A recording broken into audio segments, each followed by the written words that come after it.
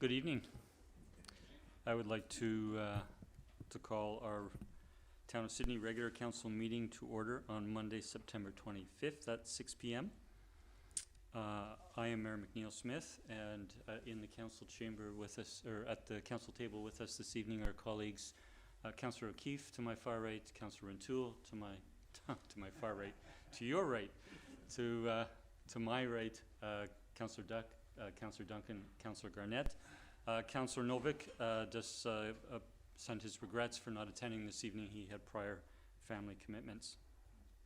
Good evening to and welcome to staff who are in attendance for this evening's meeting, and hello to members of the public. I hope everyone had an enjoyable summer. It's certainly been a long summer, and we took a little leap into fall yesterday.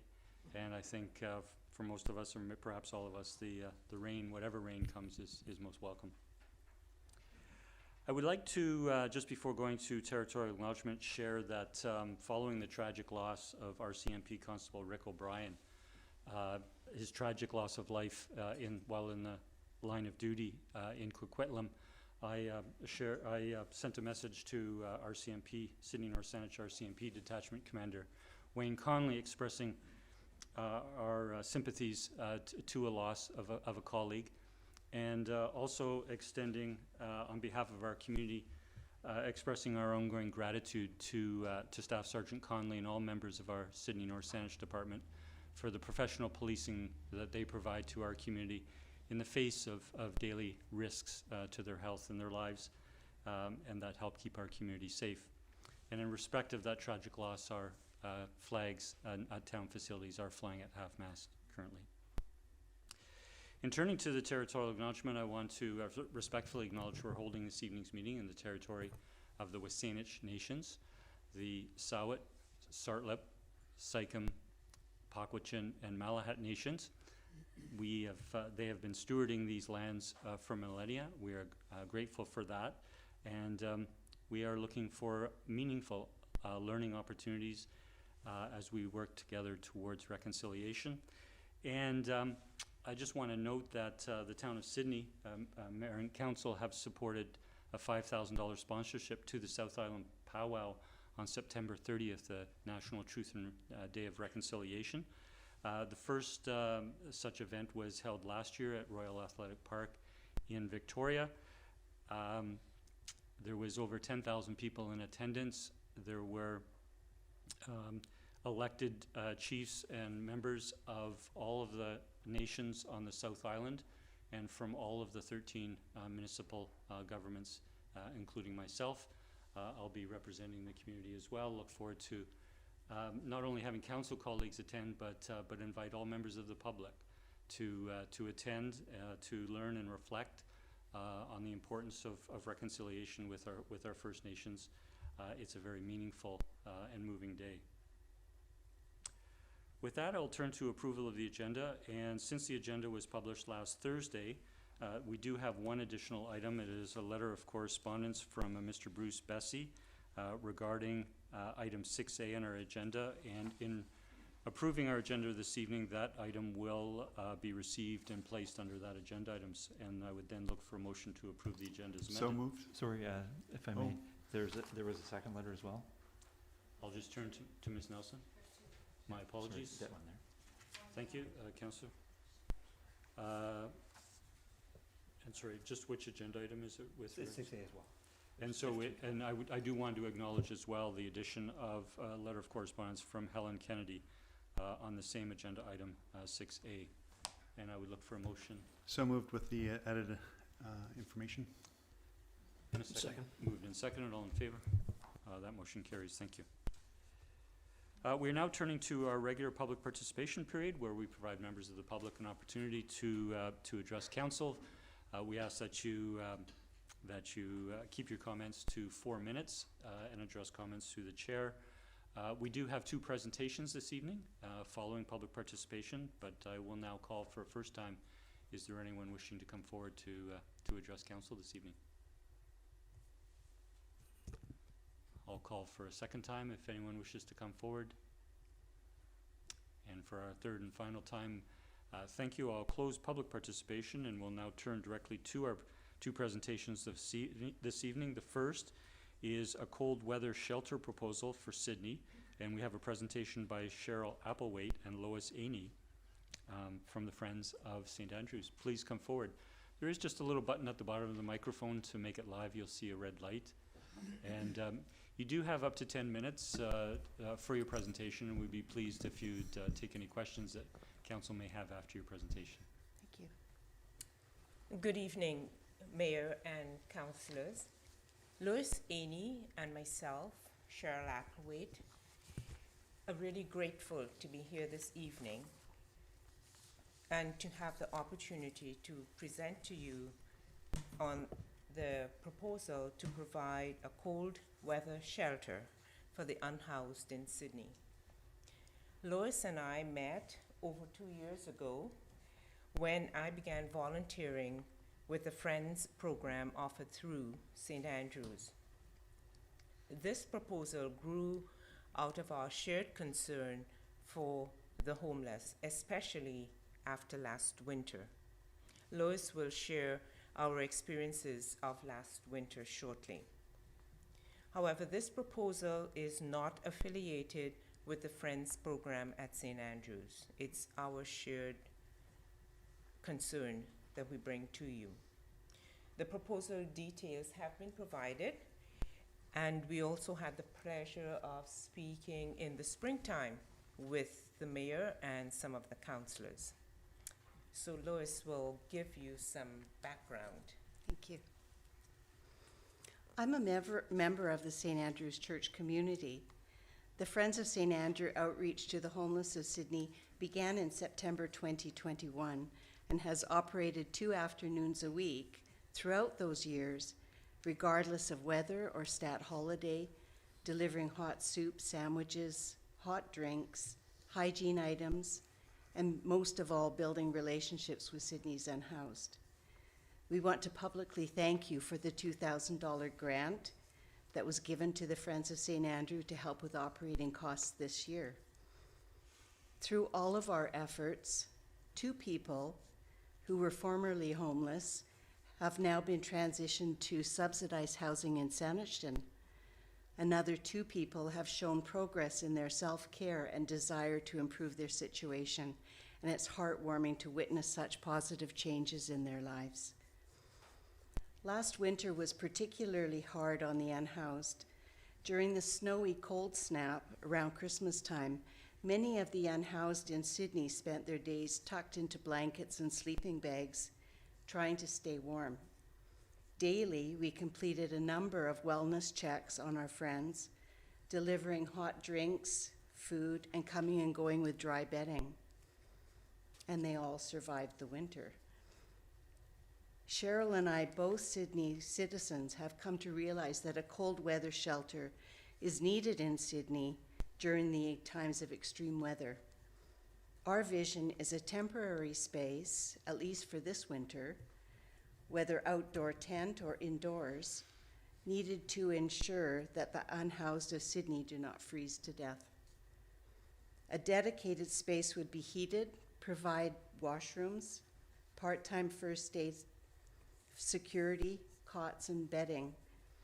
Currently, Beacon Community Services offers a cooling station at Shoal Center during hot spells in the summertime. Perhaps a similar arrangement with Beacon Community Services or a like organization can be set up to host and maintain a cold weather shelter. We imagine that these extreme circumstances will continue or increase due to climate change. So in summary, the temporary cold weather shelter as outlined is the bare bones basic need for this winter.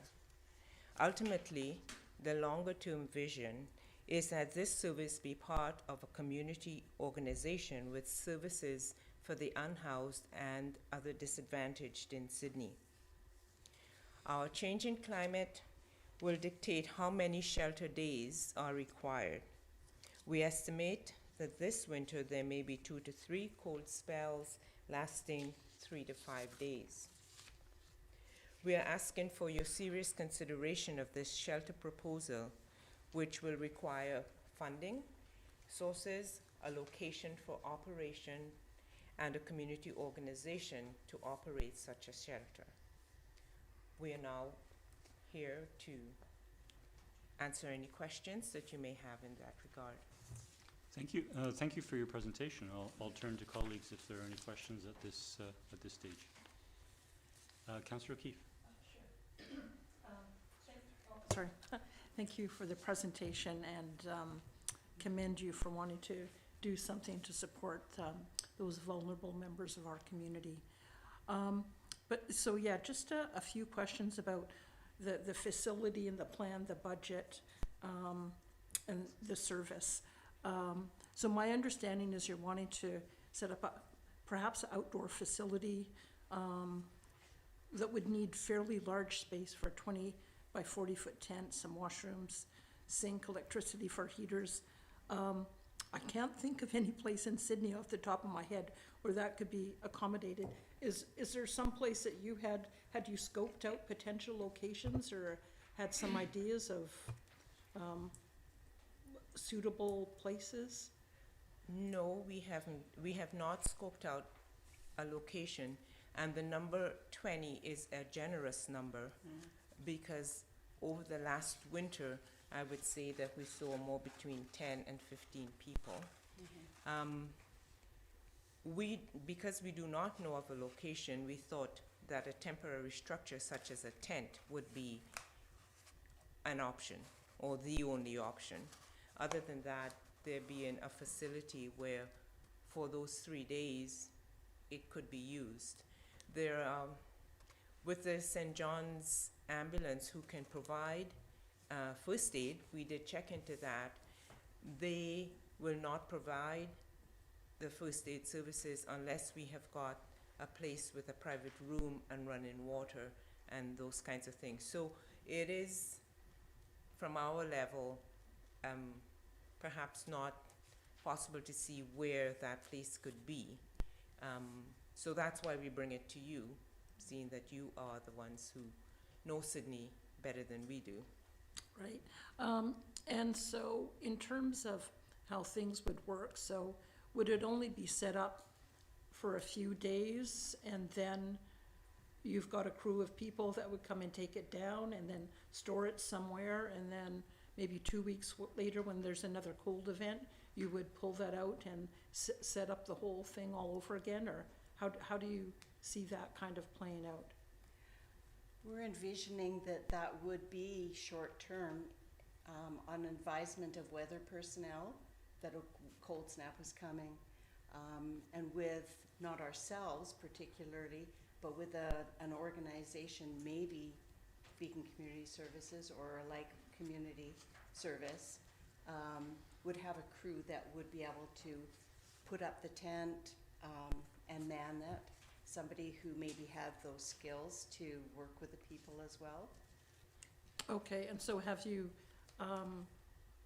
reached out to any organizations? Like, I'm also thinking about Our Place Society that has a lot of experience in dealing with this particular population. They've set up these sorts of things before. Have you consulted with them and talked to them about maybe getting some support for something like that? I haven't reached out to Our Place, but that's definitely something I could do. I did reach out to Beacon Community Services, but have not heard back from them. Okay. Also, thanks for that on the facility. And I'm just trying to get a better understanding of the budget aspect. So in the introduction, you stated that you're looking to provide space for 20 to 25 people.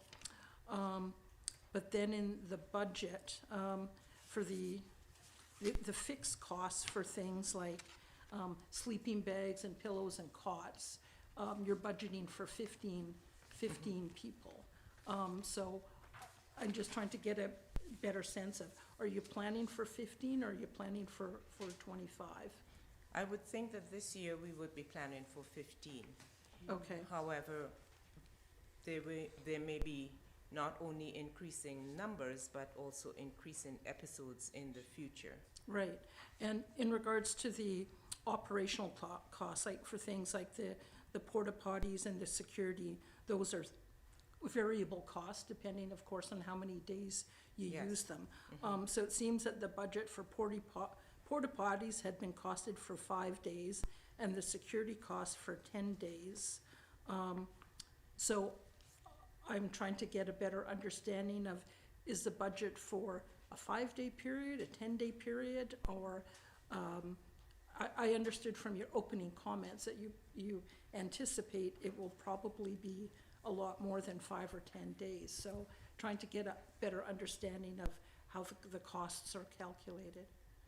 The costs are calculated, I think, that some of the costs are basic costs, Yeah. like the cots and so on. Yeah. And that would be reused.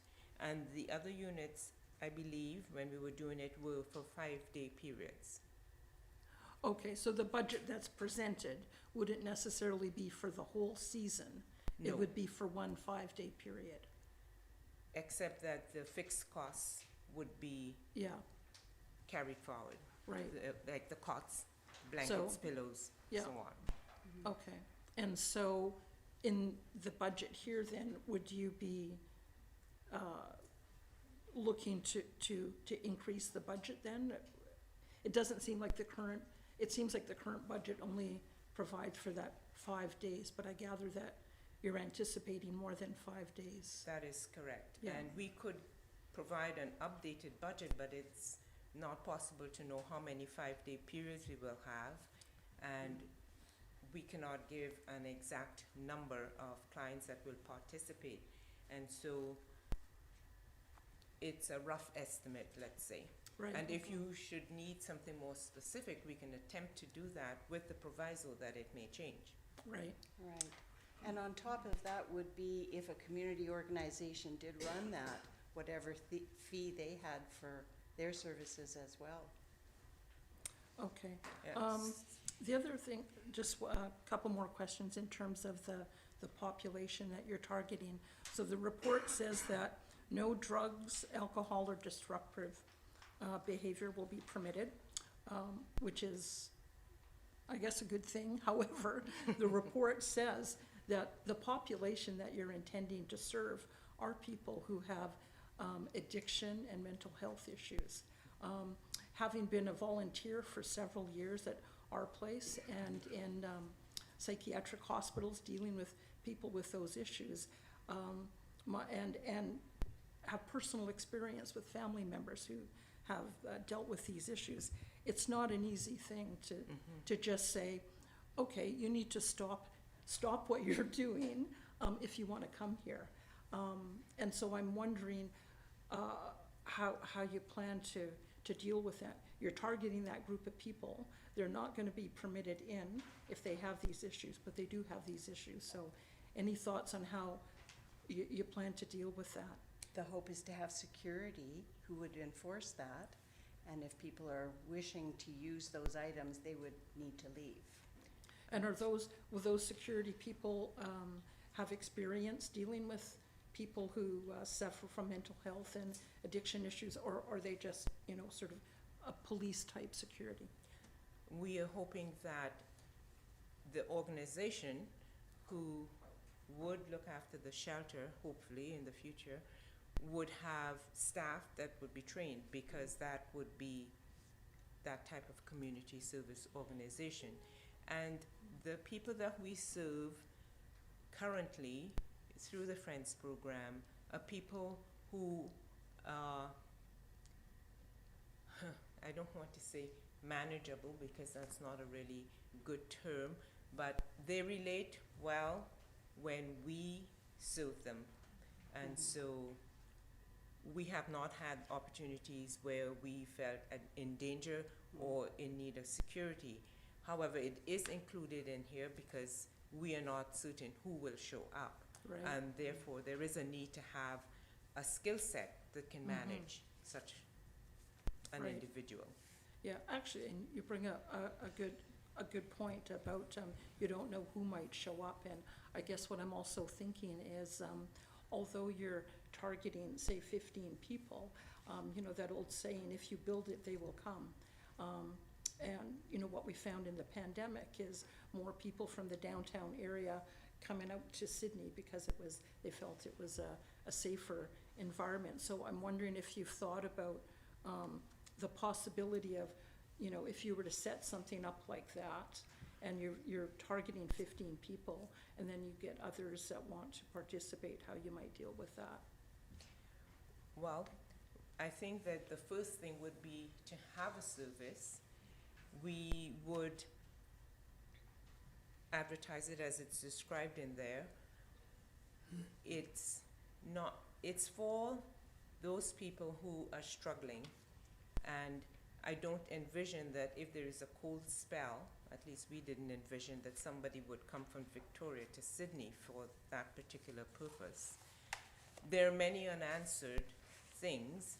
However, we do have a population that is struggling every winter, and we feel that we would like to have some kind of service for them.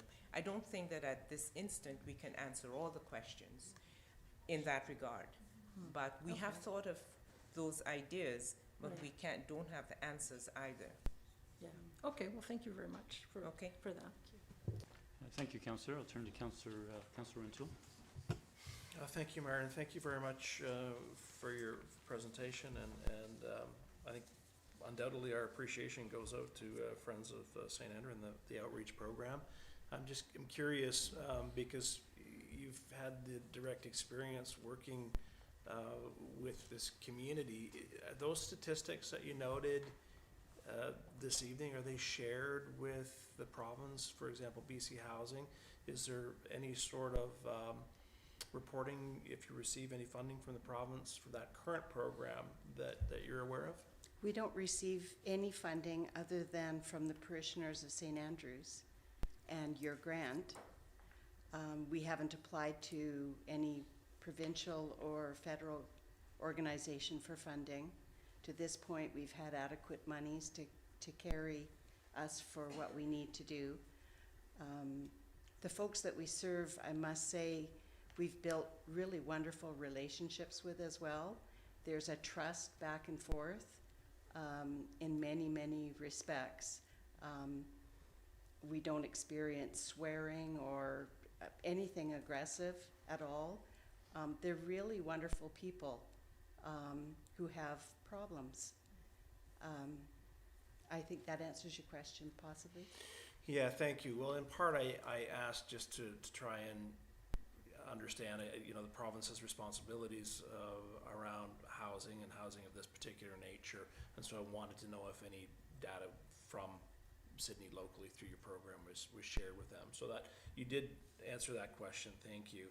I do recall when you came in the spring, early summer to the open house that we had, that this came up, and I think one of the suggestions, I know certainly I'd mentioned, I'm sure others had commented, was encouraging you to chat with staff, be it planning staff or emergency services, to try and get some context in terms of what's required legislatively, and to meet with bylaws and other requirements for a shelter of this temporary nature. Did those discussions incur? Did you get insight? We did have discussions. We did send out communication. However, what we got back was that we needed to put it before council first. Okay. Okay. So here we are. Okay.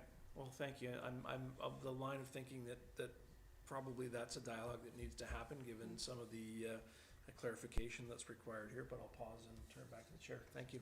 Thank you, Councillor Rintoul. I'll turn to Councillor Duck. Again, thank you for your presentation. Just some clarifications on the organizations you've engaged. You mentioned that you've been in contact with Beacon Community Services but have yet to hear back from them. And you mentioned also St. John's. And just to be clear on that, St. John's is willing to provide the services if there's running water? That's right, and a private confidential space. Okay, so unlikely if it's a temporary space outdoors that there'll be running water. No. Right, so you're not likely to get them involved. Is this also a project that the Friends of St. Andrews is willing to take on if funded? I don't know if our coffers could stretch that far. If I funded. doubt, He said if funded, if funded. yeah. Yeah. So I guess where I'm going is similar to Councilor Rentoul, is that it's going to require community organizations to be engaged. It's not an operation that the town is going to take within its staffing. So my suggestion is to reach out to those organizations such as Councilor O'Keefe mentioned, Our Place. You're already in touch with Beacon Community Services, and find out if there's an organization, including your own, to see how it can be done through that, and then seek the funding that's required to do it. Thank you. Thank you very much. Thank you, Thank Councillor you for Duck. your I'll turn time. to, are there any further questions from colleagues?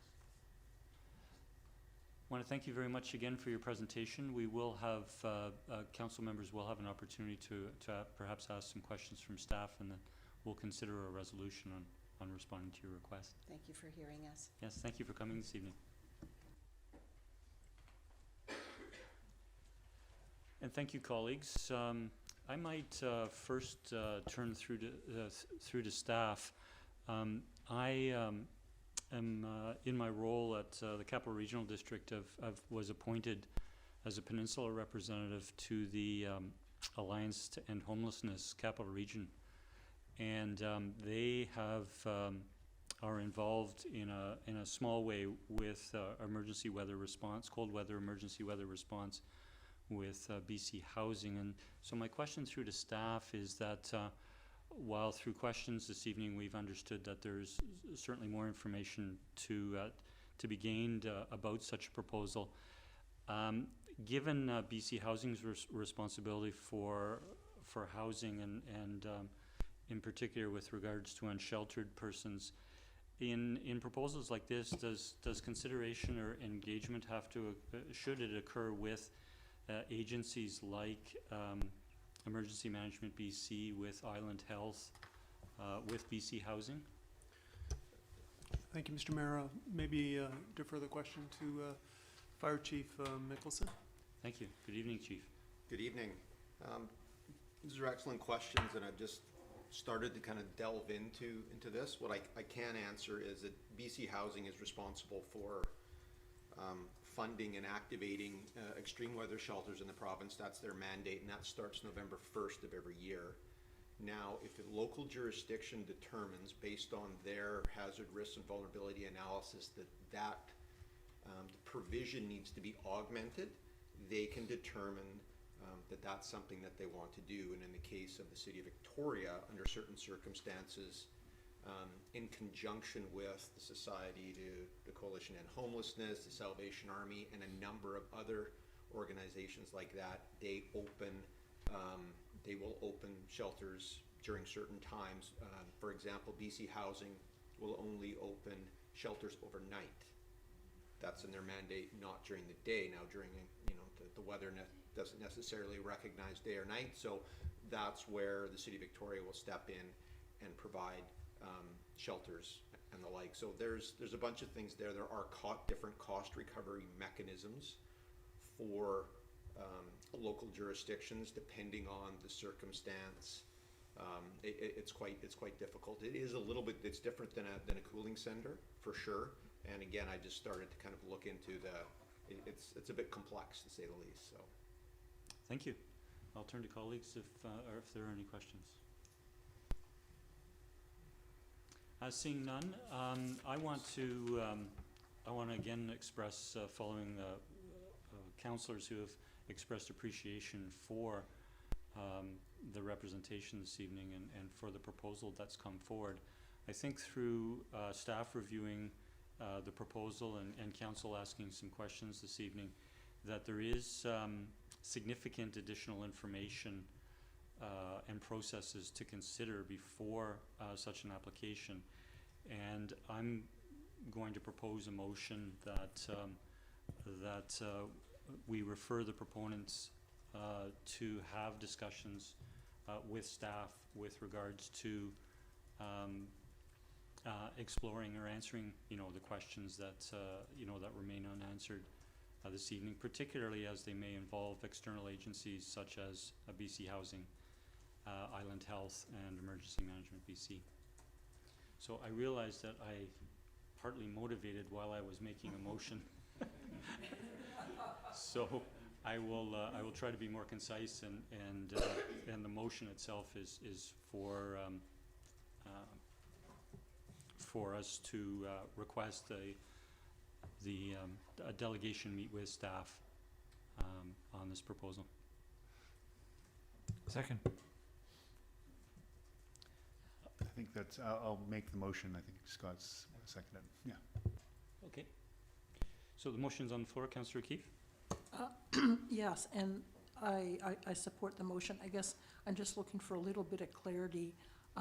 My understanding is that we're not directing staff to move forward and, you know, look into setting up this sort of shelter, but more providing information and perhaps guidance to the applicants on as to some possible directions where they could go to get further support and information. Is that my understanding? I'll turn to Mr. Humble. Thank you, Mr. Mayor. So, yeah, I think that the direction to have the proponents meet with staff, and in particular, I think perhaps the fire chief, who's responsible for emergency coordination within the town, and myself, we'd be happy to meet with them. I think there's a number of things that we'd like to discuss. I mean, we have certainly some comments that we can provide, and some perhaps clarity and detail around existing protocols that we have within the town. We talked about levels of responsibility around BC Housing. But that's not to say that the town of Sidney, emergency services, along with the RCMP, along with our bylaw enforcement, aren't invested in collaborating, working together with respect to basically reaching out to the vulnerable, unhoused, and making sure that they're safe during cold weather events. So talk about some of these protocols. Also talk about some of the other challenges associated with elements of the proposal. So anyways, we'd be happy to do that, and I think the level of clarity that we can provide might make it clear in terms of what next steps they might want to take in looking at their proposal. Thank you. Thank you, Mr. Humble. Sorry, you did have the Yep. floor, Councillor? No, that's fine. Thank you. Councillor Duck? Yeah, thank you, Mr. Humble. That helps clarify it a bit, and I would really encourage the proponents of this proposal to seek and discuss with other organizations, including your own, to see what the support is there, because that's what it's going to require. It's going to require community organizations stepping up. We're happy, I think, as Mr. Humble has indicated, that we're happy to provide the support and the organization behind it, but there has to be a local organization that literally carries the ball. And certainly if you've done an exemplary job in the past season, so I would really hope that Friends of St. Andrews might be that organization, given the experience and the relationships you have with those folks, because that's a big transition step. If you've already got that established, then there's a good opportunity for you to move forward with it, and maybe there's some other organizations such as BC Housing that will support that effort. Thank you, Councillor Duck. Councillor Garnett? Thank you, Mayor. I just want to weigh in and also thank Ms. Applewhaite and Ms. Ainey for coming tonight, having not spoken earlier, and just wanted to thank you and your organization and the volunteers that are willing to help the vulnerable people in our community. It's great of you to do that, and I appreciate it. Thank you.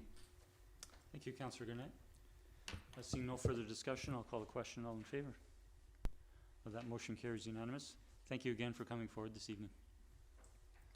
We'll turn to the next item on our agenda, which is another presentation, and that is regarding the waterfront. Sorry, we'll just pause a moment.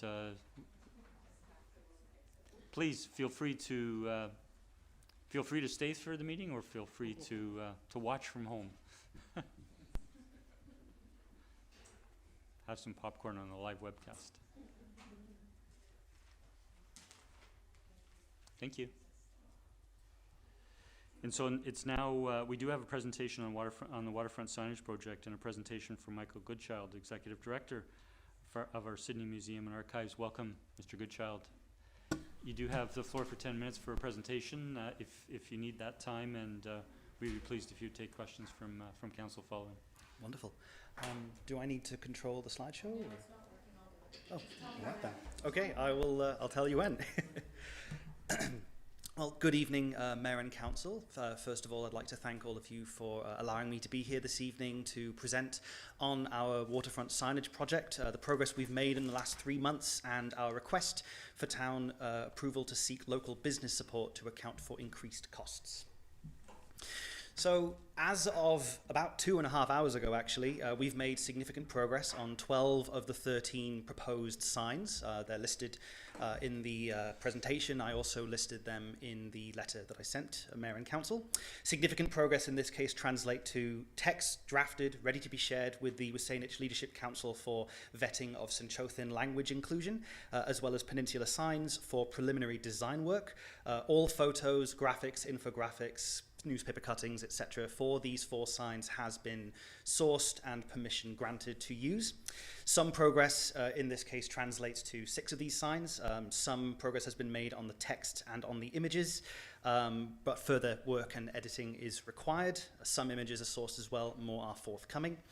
And the final 3 panels, which are specific to the to Signage and Syntchothin language and cultural knowledge, I actually have an update as of Friday. This Friday we just had. I met with Gord Elliott, director of the Signage Leadership Council. He reaffirmed his support and confirmed topics for 2 out of the 3 panels, and we've committed to set up bi-weekly meetings to maintain communication with each other and further momentum as they do the bulk of the research and information sharing with us for those 3 signs. The 13 planned locations are outlined in my letter to Mayor and Council, but very briefly, we intend to use the 11 current locations for most of the new signs. There are 2 new locations, as we are planning to do 13 instead of 11. So one of them, which covers the history of Sydney's Chinatown from the late 1800s to the 1930s, we're hoping that it could go in front of the old post office, right in the middle of 4th Street, 4th and 5th, because that is historically where Chinatown was situated before its final dissolution in 1936. The other location, which is one of the 3 Signage history panels, that has a bit of a more flexible location, and it will depend on permission from council. But currently we're eyeing an area near First Street, near the public footpath. There's currently no sign there, and permitting that it does not obstruct the ability of folks to walk up and down that public footpath that leads to the boardwalk. We're hoping that could be a good spot to consider for the 13th new sign. So, as a result of increased costs from Peninsula Signs predominantly, as well as some additional workflow challenges, we've had to amend both the project budget and the timeline wherever necessary.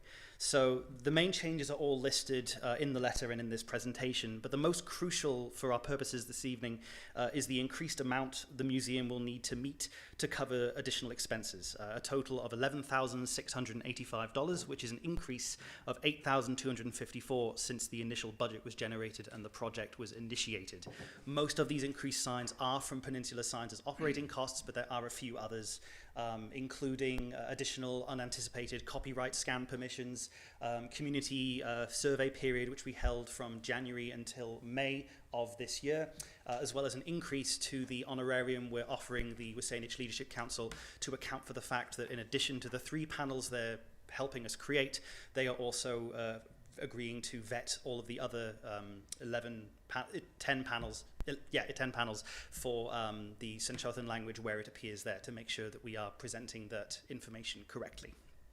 Next slide, please. In seeking the means to account for these additional costs, my team and I settled on an idea that had originally been posited by my predecessor, Alyssa Gerwing, in seeking local business support. Now, this had been mentioned both in the original budget and in the project proposal, and as the image on the slideshow shows, a few of the panels did receive sponsorship from local Sydney businesses. I took all of this to mean that this had already been approved ahead of time. However, this was not the case, which is why I'm here this evening. So my apologies for that initial miscommunication. So the full sponsorship package and the letter was included in appendices 4.1 and 4.2 of the letter I sent you.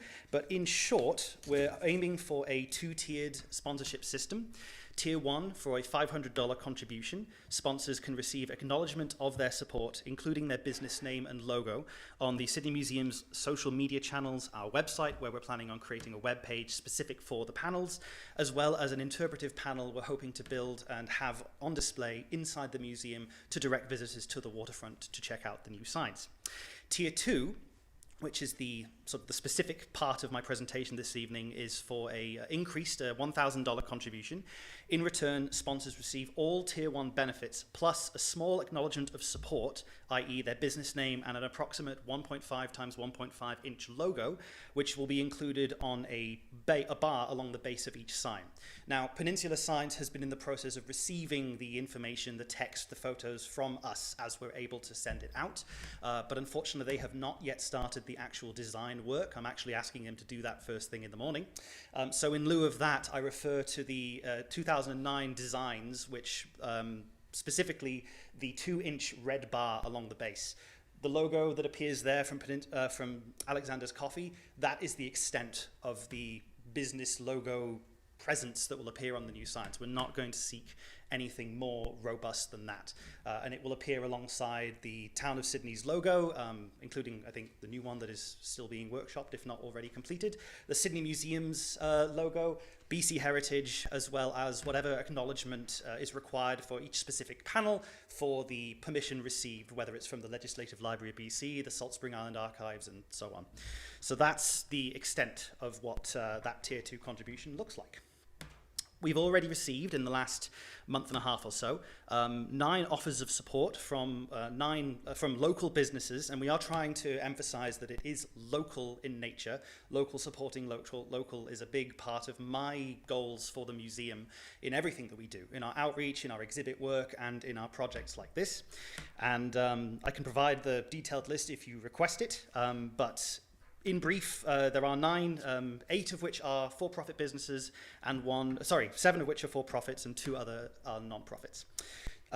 The Sainage Leadership Council, through Gord, has stated from my meeting with them on Friday that they have no issue with us seeking local business support, with the proviso that for the 3 Sainage specific panels, we would run by them any would-be sponsors in order to receive their permission and blessing to make sure there are no issues. And likewise, any sponsorship offers that we receive in detail, I would be more than happy to run by Mayor and Council should our proposal be approved, just again to make sure that the support we receive is coming from the right place. So with these additional sponsors, including the ones that we've already received offers for, I'm confident that we could comfortably meet these increased project costs without having to use significant amounts of our operational funds, which are otherwise allocated towards programming initiatives and in-house exhibition work in the fall, winter, and later in the spring. Next slide, please. Oh, yes. So local business support, in my opinion, would reflect really well, not only on the businesses themselves for supporting this non-profit initiative, but also on the town of Sydney for fostering such a cohesive and collaborative business environment. The fact that we had so many enthusiastic offers of support, I think, is reflective of that and reflects really well on the town that has generated such a cooperative environment. So we formally request that Council approve our plan for seeking local business support via the Tier 1 and Tier 2 option. We do acknowledge that there are valid concerns regarding the inclusion of any type of business or corporate sponsorship. I hope that both the letter I provided and my presentation has addressed most, if not all, of those concerns.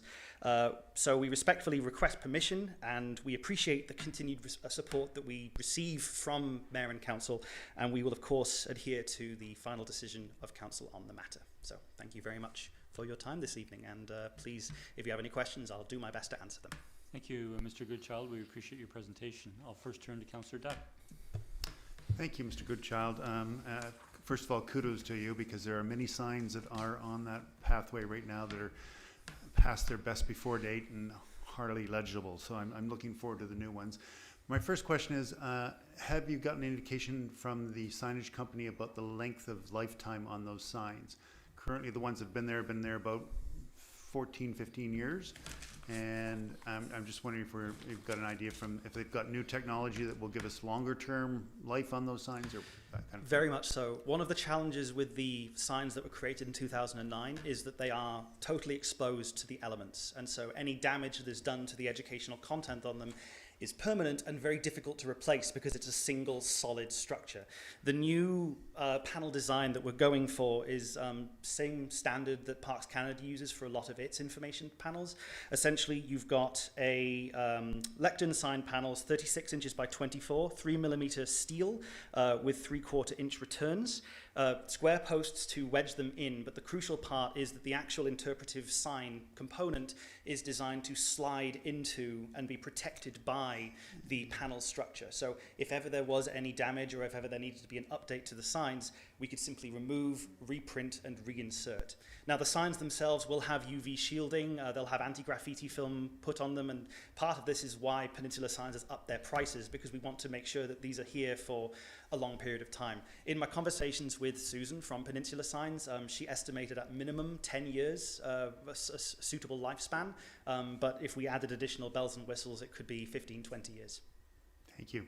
My second question is, how did you determine the tier 1, tier 2 levels of contribution, $500 and $1,000? We estimated it based on the current sort of how much the museum was in the shortfall to cover ourselves, that the grant and in-kind support from town would not be able to cover. And so that kind of was the basis of us considering these two different sponsorship options.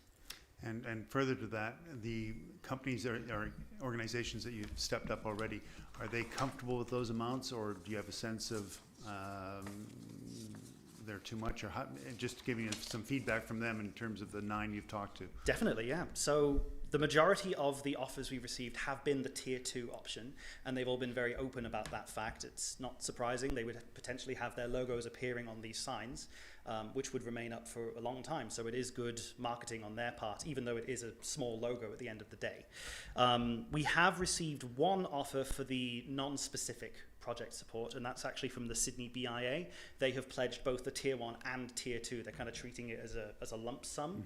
Mm-hmm. All of the other offers we've received, ranging from the Third Street Cafe, the Peninsula News Review / Monday Magazine, Mark's Warehouse Sydney, Everson Law, they've all pledged the 1,000 option, and it was something that they've been quite comfortable with offering right off the bat. My last question, if I may, is, has there any consideration been given to who the organizations that are going to be there? Because you mentioned local support. So if a multinational comes along, or beyond that, how do you manage that? So on a basic level, the business needs to have an operating license within the town of Sidney. Its address has to be in Sidney. We're not seeking anything beyond that confine. Regarding multinational, so for example, Mark's is not a local business. They are a Canada-wide business. So this is one of those things where I would say that would-be sponsors, if we did receive permission to seek this type of support, I would be willing to run those would-be sponsors by Mayor and Council for final approval. We're not going to do anything that would step on anyone's toes or perhaps risk contravening my intentions of trying it to focus on local support. Thank you, Mr. Goodchild. Thank you, Mayor. Thank you, Councillor Duck. I'll turn to Councillor O'Toole.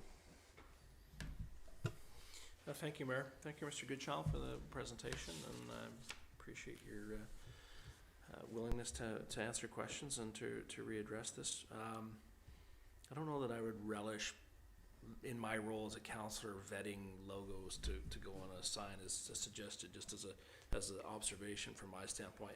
But my question for you is, you state in here that if the request to place private business logos on these signs on public property is declined, that you would explore alternative options for local support through general project sponsorship without the inclusion of logos on the signs. So what does that look like to you? You've got, I guess, other means to recognize sponsors who are contributing towards this undertaking. Take us through that a little bit, and let us know what you think, or how receptive you think your existing 9 sponsors would be to the alternative. Certainly. So if we did not receive permission for this 2-tiered system, I would revert to effectively what is tier 1. So $500 for non-specific support. All of the acknowledgement will either be online or inside the museum, and it would not extend to the physical signs themselves. In terms of whether or not that would enable us to meet the costs, really depends entirely on what sort of outpouring we would get in response to that. I can say, based on what we've received so far, most have offered the tier 2, and we would certainly explore if the tier 2 option were not available, we would suggest the tier 1 $500 non-specific. I'm not certain as to how many of them would go for it. Again, the benefit of having one's logo appearing on a public sign that gets frequented by tourists is a pretty understandable motivation. I can guarantee that the Sidney BIA as well as the Rotary Club would probably still follow through. They both indicated that they support the project in a general sense rather than specifics. It's hard to say whether or not we'd receive sufficient amounts.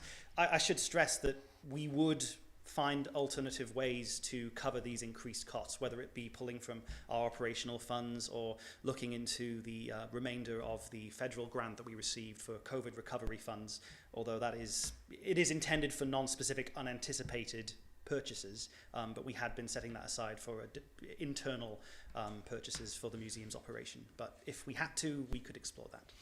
Thank you. I think that's a great answer, that there could well be the option to retain some of those sponsors. I would also think that under tier 2, if you were to remove the logo from the panels, that perhaps in a general sort of thank you notice in local media, beyond social media and print media, there might be a real appreciation on the part of those businesses for that opportunity as well. So thanks, Mr. Goodchild, for your presentation. Thanks.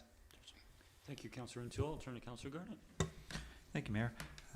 Thank you, Mr. Goodchild. And before I ask a question, provide a comment, I'd also like to acknowledge that the chair of the City Museum, Ms. Shannon Newsteader, is in the audience as well. Thank you for being here this evening. Comment. I remember when this, as a liaison, have been liaison for quite a while, and when your predecessor, Ms. Gerwin, brought this forward, it's quite exciting, actually. And as Councillor Duck had mentioned, they've seen their best before date. So I think this is a great initiative. I think a lot of the changes that you've incorporated are great because they're timely.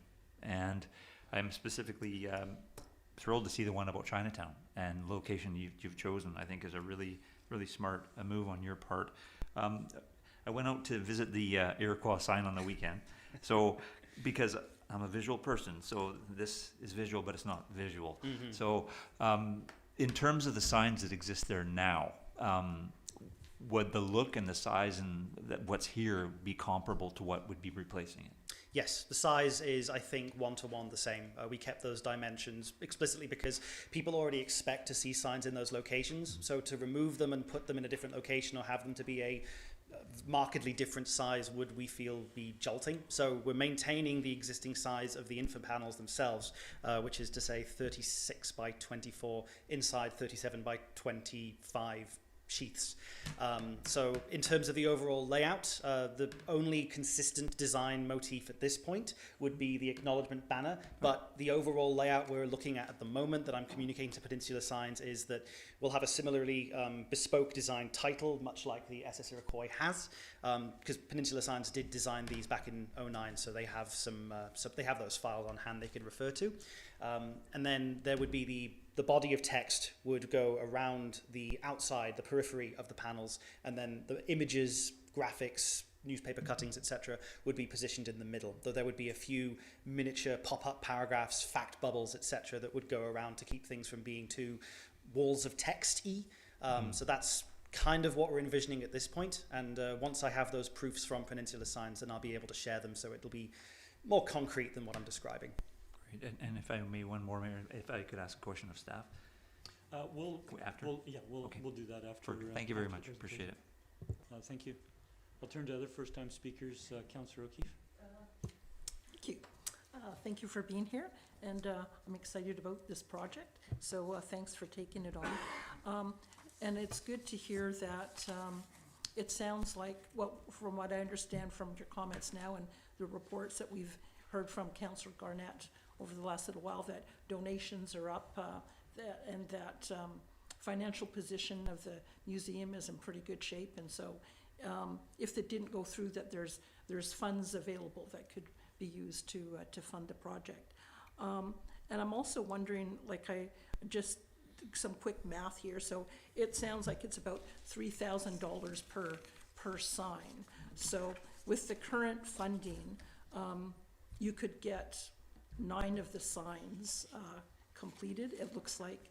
And so I guess I'm wondering whether, you know, you didn't get the full amount that you wanted through this sponsorship program, whether you could go ahead and get the 9 done and then do the last 4 sort of as additional funds rolled in, either from donations. Is that something that's feasible, possible? Do you think? Possible, certainly. Yeah. I'm confident at this point that the museum should be able to manage all 13. I am committed to try and making that work. But to Okay. sort of go ahead with your question regarding 9, absolutely. If we had to do this piecemeal, we would, though I am viewing that more of a worst case scenario. Ideally, I would like to have them all done at once. Right, okay.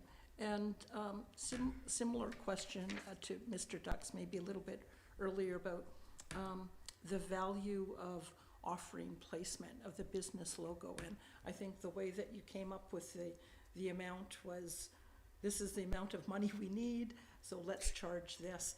I wonder whether there was any other research that was done in terms of the value that a business gets. Like you just mentioned earlier, it's quite attractive to have your business branded onto a municipal sort of property in a high traffic place 24 hours a day for 10 to 15 years.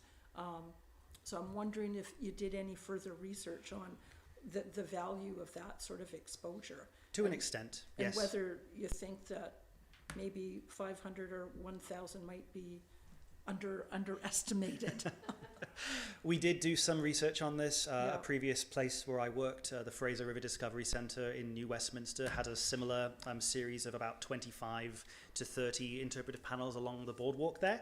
And I was part of the team that revitalised those panels. Similarly, they were exposed to wear and tear.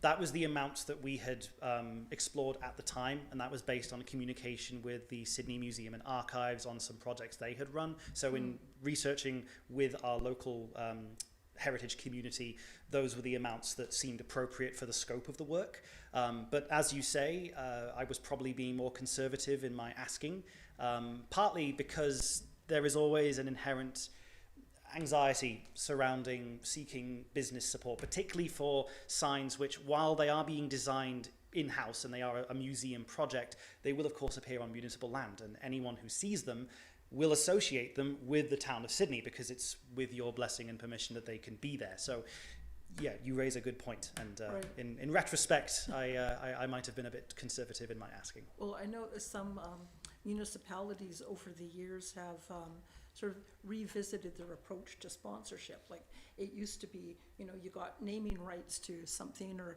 putting your logo something for an indefinite period of time, and then they've started to condense that.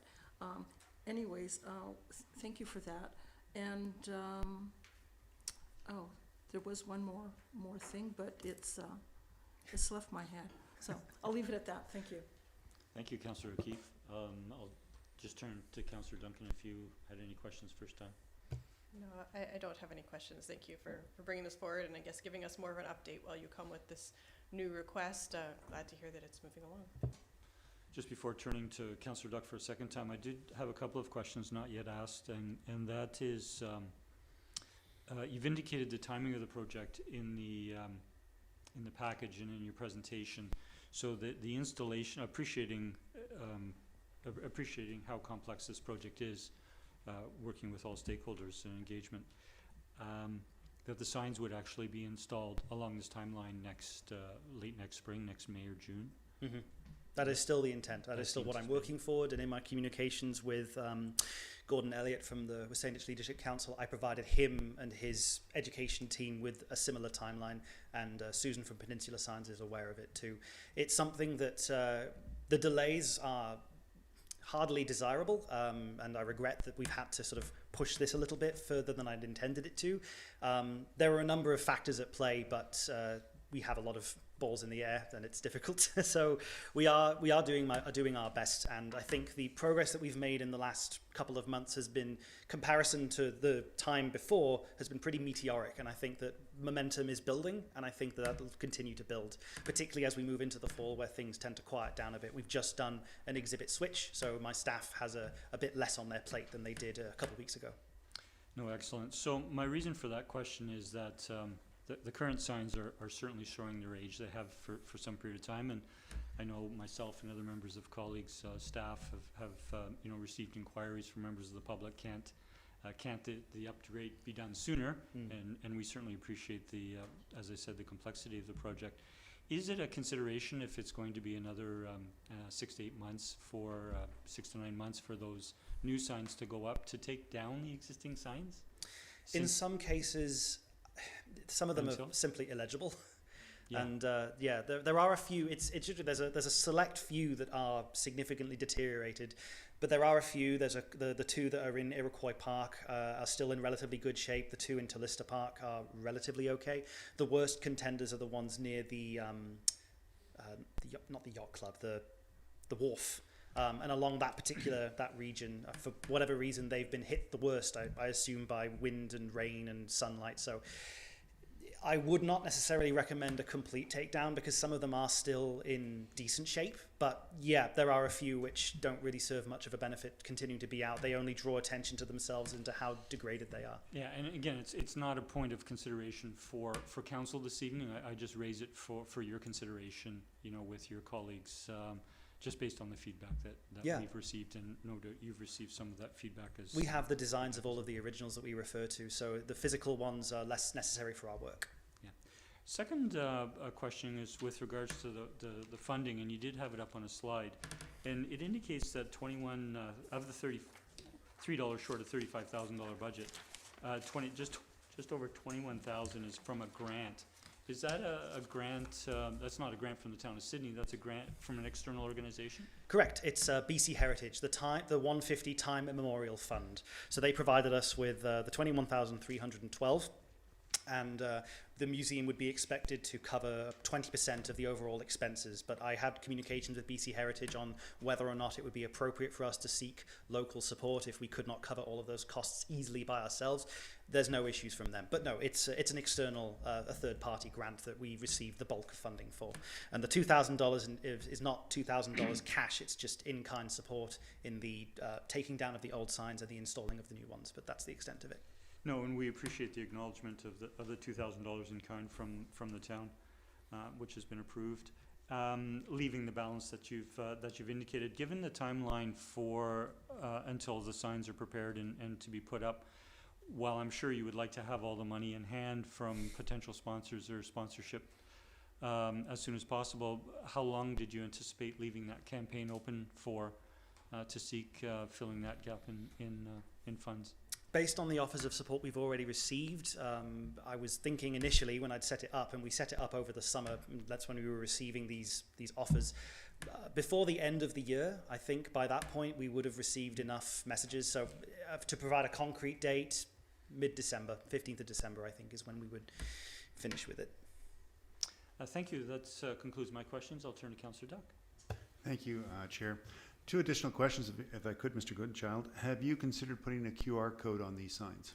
We have. In fact, we have a lot more research that was done on these signs than we can physically fit on the signs. The signs we're trying to keep around 500 to 750 words max to avoid it being walls of text. So we will be on the Sidney Museum website creating an additional web page which goes into more detail about the 13 topics being covered, and we will include QR codes on the bottom bar, that acknowledgement bar of the panels, so that anyone who wishes to learn more can scan it and be directed there. Because this also, from my colleagues' thoughts, may provide an opportunity for your sponsorship, where the QR code would take them to a Sidney Museum webpage, where first of all it gives you profile, but also gives those organizations profile there, and gives you the flexibility to use that as a fundraising mechanism down the road, that it's not just a one-time, one hit that you're ending at December 15th, 2023, but has an ongoing thing where those sponsors may change on that page. Certainly. So that's one. And the second one, does the museum currently have or will have a walking tour of these signs? The museum does not currently have a walking tour, but one of my programming plans for the signs once they were up and completed would be to create a walking tour. We already have a walking tour of Sidney through On This Spot, which most of the work was done by my predecessor, but I presided over the final steps of it. So that does exist. But yes, for these signs, we would allude to it inside the museum on said interpretive panel, talking about it, as well as provide, potentially through a third-party company such as On This Spot, a means to navigate all 13 signs in a guided sense. Oh, that's great. I think it's a great way to externally promote the museum, so thank you. Thank you. Thank you, Councillor Duck. Seeing no further questions, thank you again, Mr. Goodchild, for your presentation and all the detailed information. We'll now turn to possible questions through to staff, and then Council will make a motion with regards to your request. Thank you. Thank you. And so, colleagues, I would open it up if you did have any questions of staff at this time. Councillor Garnett. Thank you, Mayor. Through you to staff. In the event that council doesn't approve the request, is there any reserve funds that we have that could be used towards addressing the shortfall? And is that something that we have within our power to do?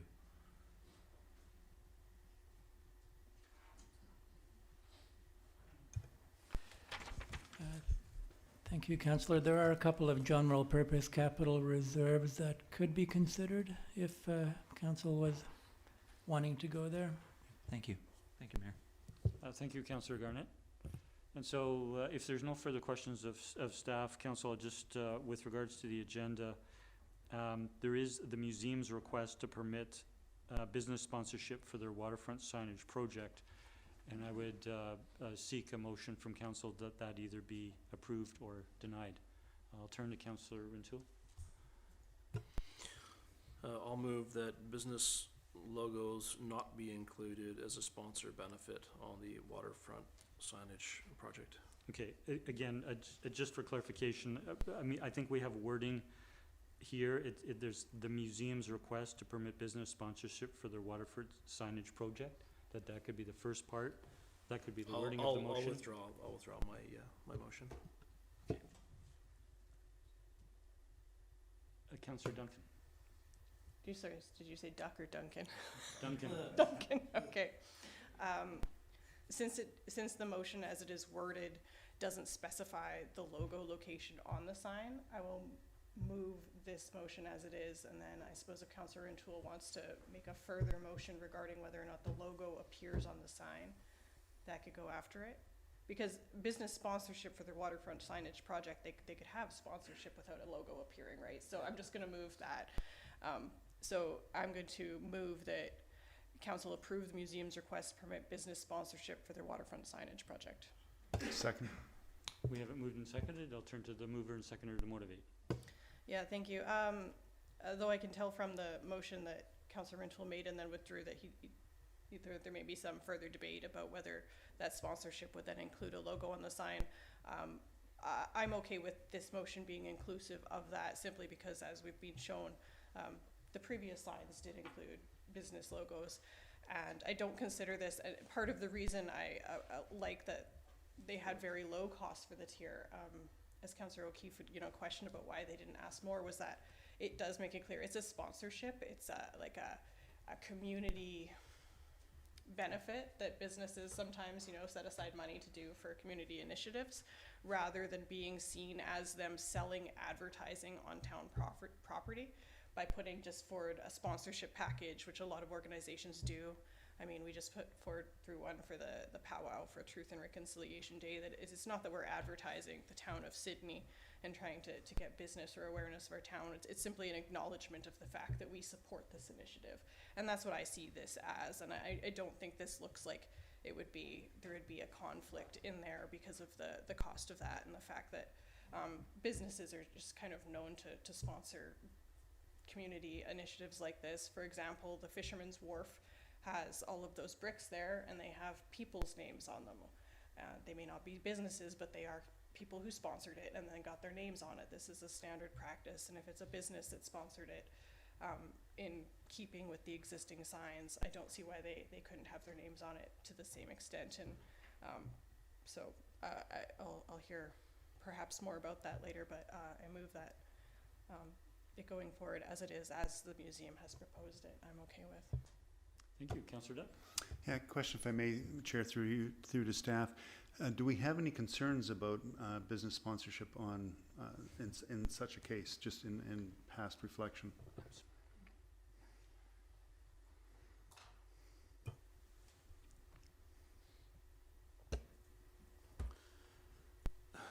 I think it depends on who you ask. I think there's different perspectives, and it's quite frankly, it's a bit of a philosophical approach in terms of preference. What I can say is it doesn't come up frequently. Okay. Well, further to that question, an example of that is we have the Sidney Street Market, which is sponsored by RE/MAX. And so we have existing cases where we have provided a business sponsoring an event or an activity in the town of Sidney and are being acknowledged as sponsors there. So I'm having some challenges whether we have some defined rules around what we can do here. Hence my suggestion to the proponent that maybe there's a way in which we can do that, but a little bit softer than having the logo on the sign. And so, yeah, I'm just suggesting we take a look at ways in which we can incorporate that without maybe overstepping that promotional aspect. Thank you. Thank you, Councillor Duck. I'll turn to Councillor Garnett, who had his hand up next, and then Councillor O'Keefe. Thank you, Mayor. I support what Councillor Duncan has put forward, and partly because one of the reasons I went to go look at the sign was to try and visualize what it would look like, but also the fact that there was, and Councillor Duncan mentioned, has been advertising on these signs since 2009. And in all reality, if you had not alerted me to that being there, I wouldn't have noticed it. I have to be honest. If I'm looking at these signs, I'm reading it for the content. I'm not looking for whose town of city logos or anything. That stuff on the bottom, it's there. It's periphery to me. It's not relevant to why I'm looking at the sign. So given that it's been there for 14 years already and it didn't seem to be an issue before, I don't see how it's an issue now. And as I said, if you're doing that walk and you're doing it for the purpose of what you would be doing it for, which is to gain knowledge and information about the history of this community, you're not looking down there. You're looking at the relevant information that's pertinent. So I'll be supporting what Councillor Duncan put forward. Thank you. Thank you, Councillor Garnett. I'll turn to Councillor O'Keefe. Thank you. First, I'm seeking clarity on the motion. So was it that council consider the museum's request or that council approve? The motion begins with that the museum's request to permit business sponsorship for their waterfront signage project be approved is the motion on the floor. Okay. So I'm okay with business sponsorship. I'm not as okay with it being on the signs for a few reasons. So I know it's been on there before, but I think that, we get assaulted with advertising everywhere these days. And so in terms of it belonging in our profiles for our history and on our town, in our town sites or places, I'm not in favor of that. I'd like people to be free of enjoying our history or whatever without having reminders of business or advertising. In terms of whether it's really advertising or not, I think a comment was made that it's not really a big deal. Well, in the comments that I heard from Mr. Goodchild in the presentation is that they had significant interest from the business community because it was such a high-profile location and because it was something that tourists were going to see 24/7, and so that would reflect good upon their business. In doing some research on this, I noted, and I think it was brought up before, that we need to be mindful that displaying a company's logo on our assets is implicitly endorsing their product or service. So I don't know that that's something we want to get into. I think Councillor Duck brought up a good point about I think we need to have a policy on how we approach these things. The Sidney Street Market is a good example. This is another example, and although it hasn't come up a lot in the past, I expect we will start to see more of it, because nonprofit organizations are really struggling. They're struggling to get volunteers, they're struggling to get funds, and so as that continues, I think there will be more of a focus on trying to get sponsorship for different sorts of events. So I'm not in favor of the motion the way it is, if it means that they're allowed to provide advertising. So I don't know if we need some clarity in the motion or an amendment to that, I'm not sure. Oh, I would do a motion arising, oh, okay. Sorry. Is that the best way to? Yeah, just to Okay. clarify process. So Okay. if this motion were defeated, then a subsequent motion could be put forward. It's not a motion arising, it's just an alternative motion to deny sponsorship in a certain fashion. You're making reference, I believe you're making reference to sponsorship on the signs. So we could pass a separate motion. If this motion were defeated, we could pass a separate motion to not permit sponsorship on the physical signs. So the way I understand, we could all pass this. I think we're all in agreement with this motion, that we're okay with the museum going ahead with business sponsorship. Where we differ, I think, is whether it's gonna be on the sign or not. Yeah, I think So we that's- would have a motion arising from this one, Or amend this motion right now. okay. So I would, Councillor Duck, if I may turn to our corporate officer. So in the chair, if an amending motion were to come forward to alter to restrict sponsorship, the chair is to rule whether that substantially changes the motion or the intent of the motion. So I think that I would turn to Councillor O'Keefe, who has the floor, that if you wish to make an amendment that restricts sponsorship within this motion, and it's seconded it, that I would accept it for discussion. Otherwise, and if that's defeated, then we're left with the motion if that amendment is defeated, then we're left with the motion on the floor as it stands. It gets a bit messy if we defeat this motion while councillors have just commented that they do support sponsorship to a certain level, that then going and passing a subsequent motion, whether you call it a motion arising or an alternative motion, gets confusing. So I'll turn back to you if you wish to make an amendment restricting sponsorship on the signs. I think it's best to leave the motion as it is, because all it is about business sponsorship. It's not specifying whether it's gonna be on the sign or not, so I think we should be able to deal with that. I'm kind of In principle, if we pass this motion, we are approving sponsorship on a website, in a newspaper ad acknowledging them, and on the physical signs themselves. You've spoken to a particular concern. I'm suggesting it is cleanest and appropriate if we wish to amend this motion, if you want to restrict a certain type of sponsorship. Well, I guess I'm struggling with that, because to me, it's not inherent in the term business sponsorship, that means it can go on signs.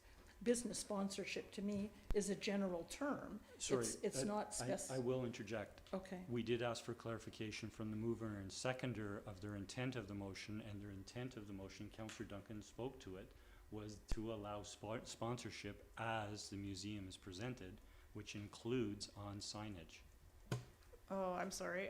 yeah. Apparently my clarification, no, Councillor O'Keefe's understanding of my intent with the motion was that the sponsorship allowed, that as moved, it allowed sponsorship, but that I expected there would be a motion arising from other councillors seeking a restriction on it. That was Yes. what I thought, and Yeah. Councillor O'Keefe's understanding was what I intended. Yeah.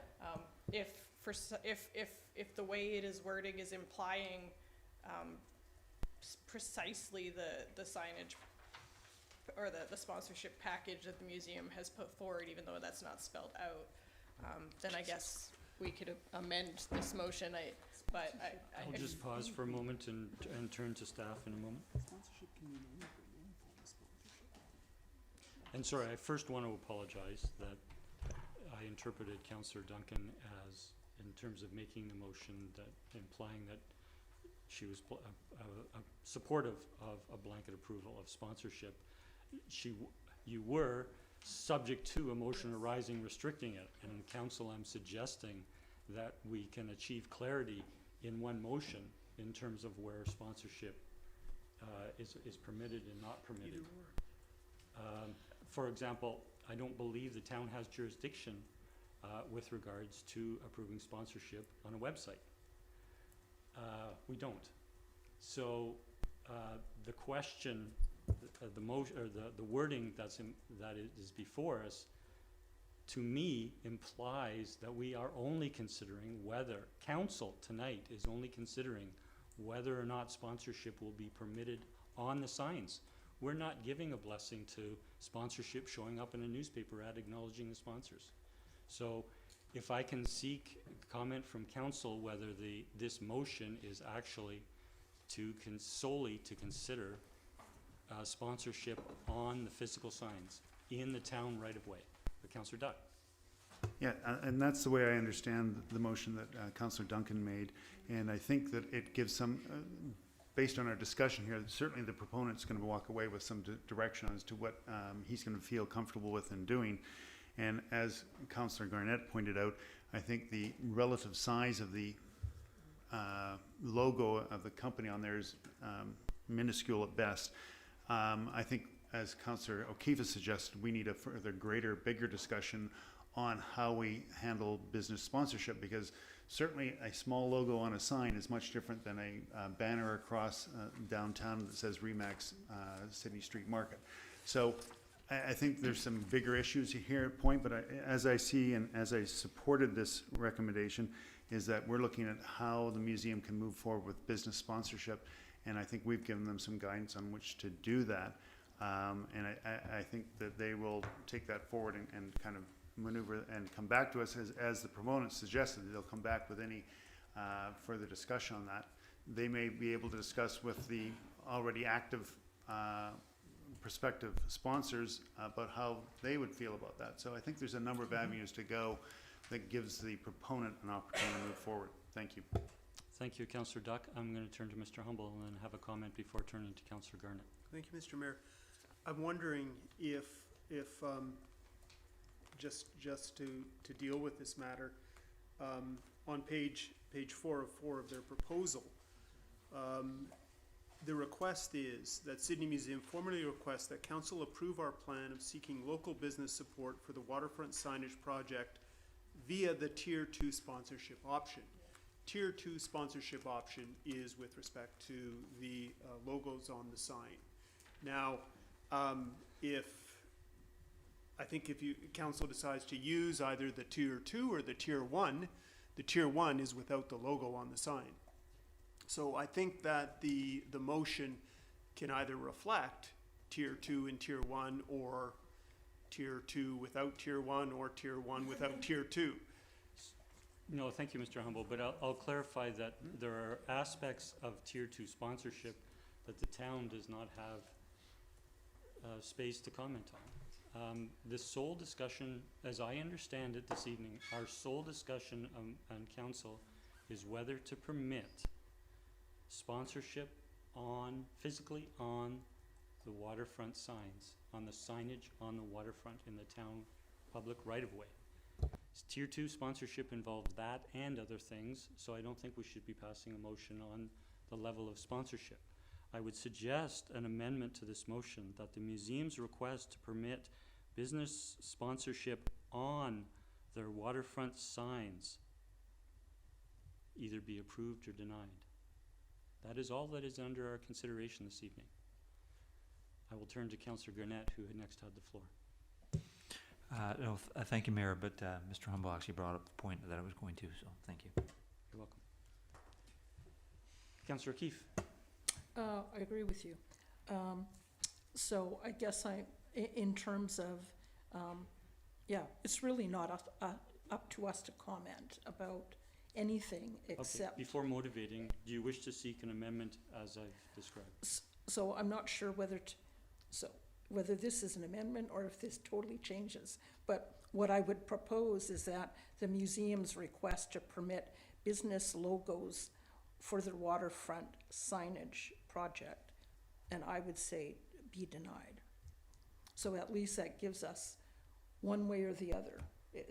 We're voting just on, are we going to allow logos on the signs? And It sounds like a different motion, but Okay, I think so- I think it gets at what we're at, so I will simply withdraw my previous motion, so Councillor O'Keefe can make that. Okay, I'll turn to the seconder for withdrawal. yeah, Okay, so the original motion is withdrawn.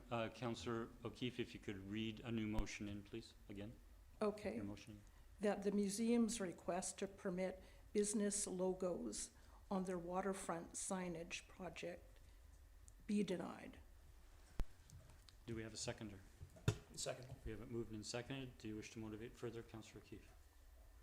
No, I think we've had a pretty fulsome discussion. Thank you, Thanks. Councillor O'Keefe. Councillor Rintoul. I believe it takes us full circle to my original motion, which simply stated, yeah, we're happy to see businesses support this and sponsor this, but the suggestion in this is that the logos, business logos, not be on the signage. So we could have saved ourselves 15 minutes maybe, but nevertheless, I'm not sure that we all agree with it at any rate, but that was the original intent behind my motion, so I'll support this. I'll turn to other speakers and speak last. I'll support this motion. I do not support the business logos appearing on signage. I think there's a distinction to be drawn. We've provided examples this evening of, in our discussion of what sponsorship is, and then there is advertising. Sponsorship, as it is typically understood, is there is an event, there is a project where profit or nonprofit organizations are asked to sponsor. They provide sponsorship, and they're given recognition for their sponsorship, or they're given recognition for supporting the event at the time of in announcing the project. And so the museum would be announcing it through their website. They could be announcing it through the Peninsula News Review or other media channels, and they would be acknowledging the sponsors who've contributed. That is much different than what is considered advertising when you are placing a business logo on a physical piece of property for 10 years or longer. That is considered advertising, and businesses are willing to pay substantially for advertising opportunities to get their well-designed logos in front of as many eyeballs as possible for both residents and visitors. And so I know our community, our business community and nonprofits have been tremendous supporters of any number of projects over the years, and I think further clarification by the museum to potential sponsors will likely bridge this gap, and if not, the museum has options. Mr. Goodchild indicated that currently they're not allocating operating funds. The town, I think in 2023, is providing about $118,000 in operating funds to the museum.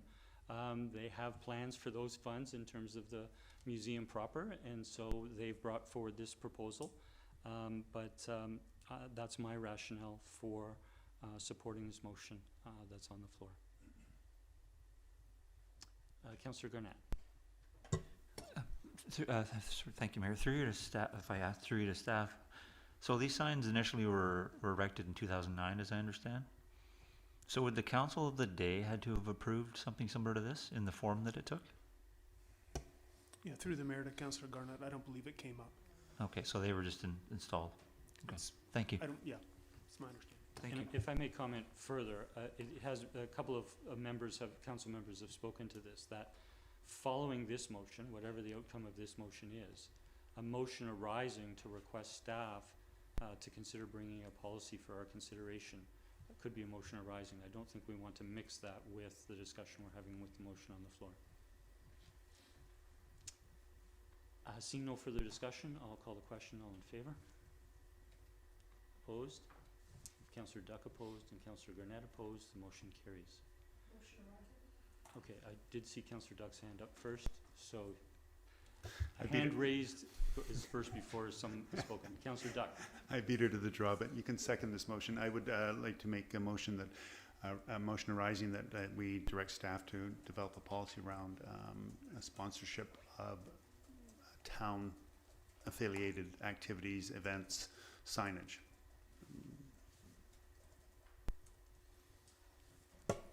I'll second that. I'll turn to Ms. Nelson if she could read back the motion or the portion of. Are you willing to consider? Sorry, I've just turned to Oh. Ms. Nelson, if we could.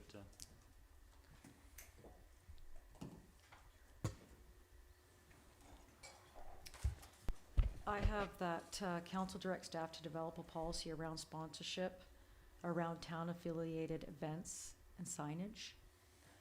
Activities, events, and signage, yeah. I think that covers it. I'll turn to Mr. Humble. I just saw his mic. Yeah, I was left on, but I'll say something. As I said previously, this is a matter that doesn't come up frequently. It's you know, I know by happenstance it's happened recently with respect to another event, but as I said, it's not something that occurs frequently. Certainly, staff can, I guess, look at the development of a policy. I'm not quite certain what council's looking for in terms of policy content.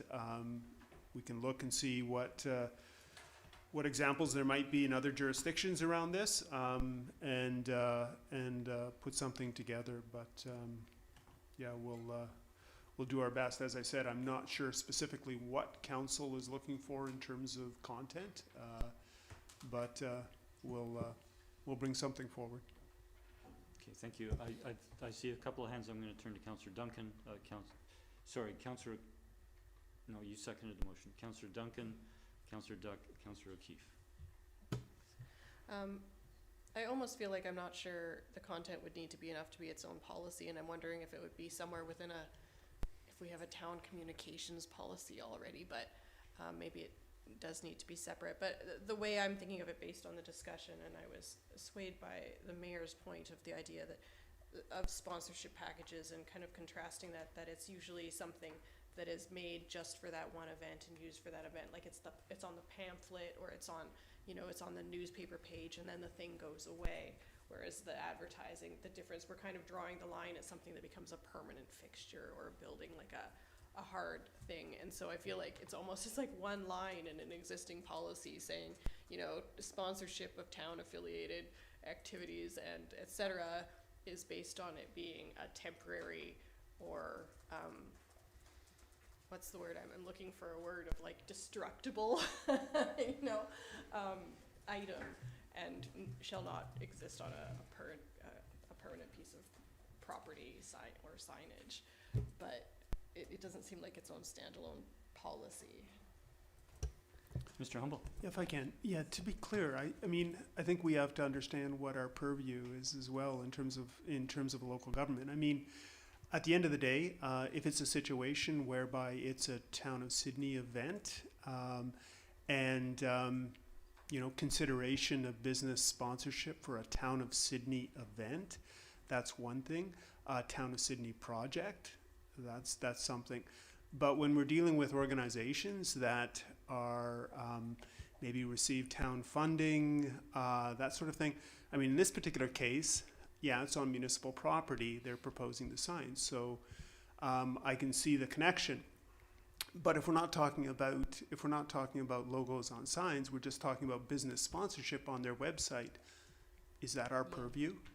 I don't think it is. So, again, it's a matter of, I guess, maybe providing or looking at those distinctions and that sort of thing. But yeah, I'm not sure if it demands its own policy, but we'll look and see where it fits and bring something back for council's consideration. And if we miss the mark, council can advise us if we miss the mark and go back to the drawing board.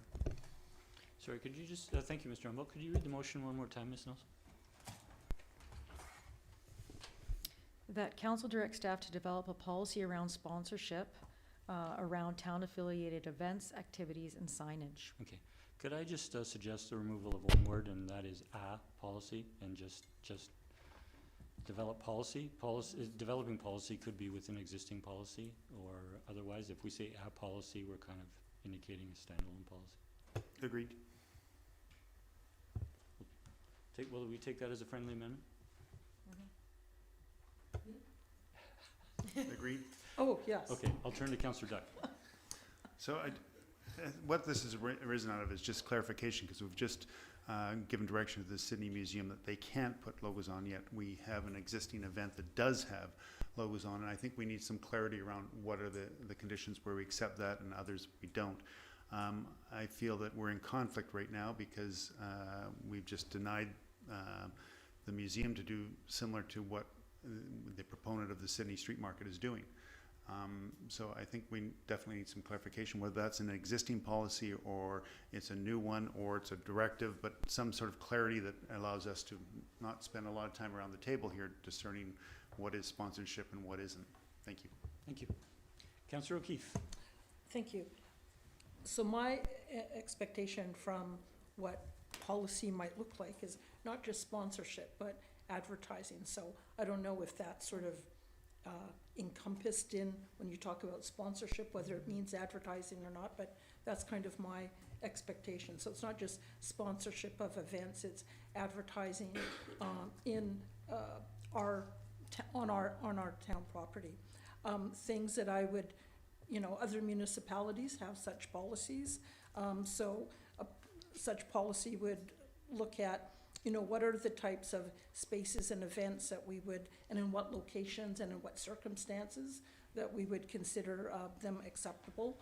What is an appropriate dollar amount based on the event, the duration of the event, the number of attendees? Should it be permitted indefinitely? And should those opportunities, if we're going to say have something like a market or whatever event, and we're going to consider sponsorship, should those be advertised and open to others as well? And should there be some sort of vetting in terms of the organizations that step forward? As I said before, when we open ourselves up to companies that want to advertise, we're tacitly saying that we share their values, we support what they're doing. So those are some of the things that I would hope to see come forward in policy for our discussion. Thank you. Thank you, Councillor. Seeing no further discussion, I'll call a question. All in favor? The motion carries unanimous. Thank you.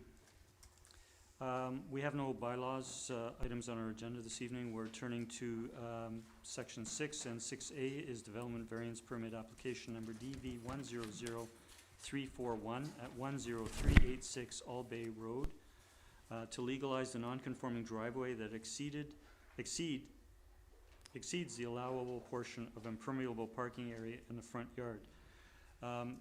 We have discussed it at a previous meeting. We have provided notice to neighboring residents, and we have received 2 submissions on our agenda this evening. I would turn to council for a recommendation. Councillor Rintoul. I'll move that the development variance application be approved. Second. We have it moved and seconded, and I'll turn to the mover.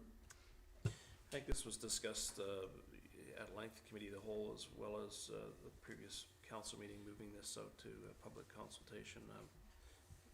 I'm content with supporting the development variance. Thank you. Thank you. Councillor Duncan. Thank you. I guess the only thing that's changed between this and the original committee of the whole recommendation is the existence of the 2 letters, so I will address those.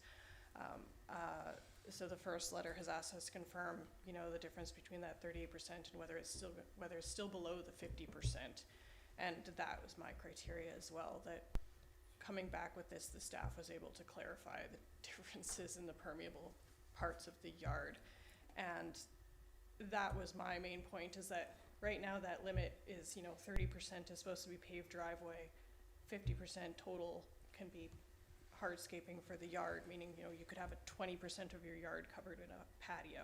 Right now, 38% of their yard is hardscaped as a driveway. Nature doesn't care or know whether what you're using it for is a driveway or a patio. And since they're still well below what they could legally pave and then simply call it something else, I don't see the point in making this resident have to pay probably thousands of dollars to jackhammer up a driveway that looks exactly like the surrounding neighbors. And I know that another neighbor has written a letter blaming her neighbor for the ponding of water on her yard.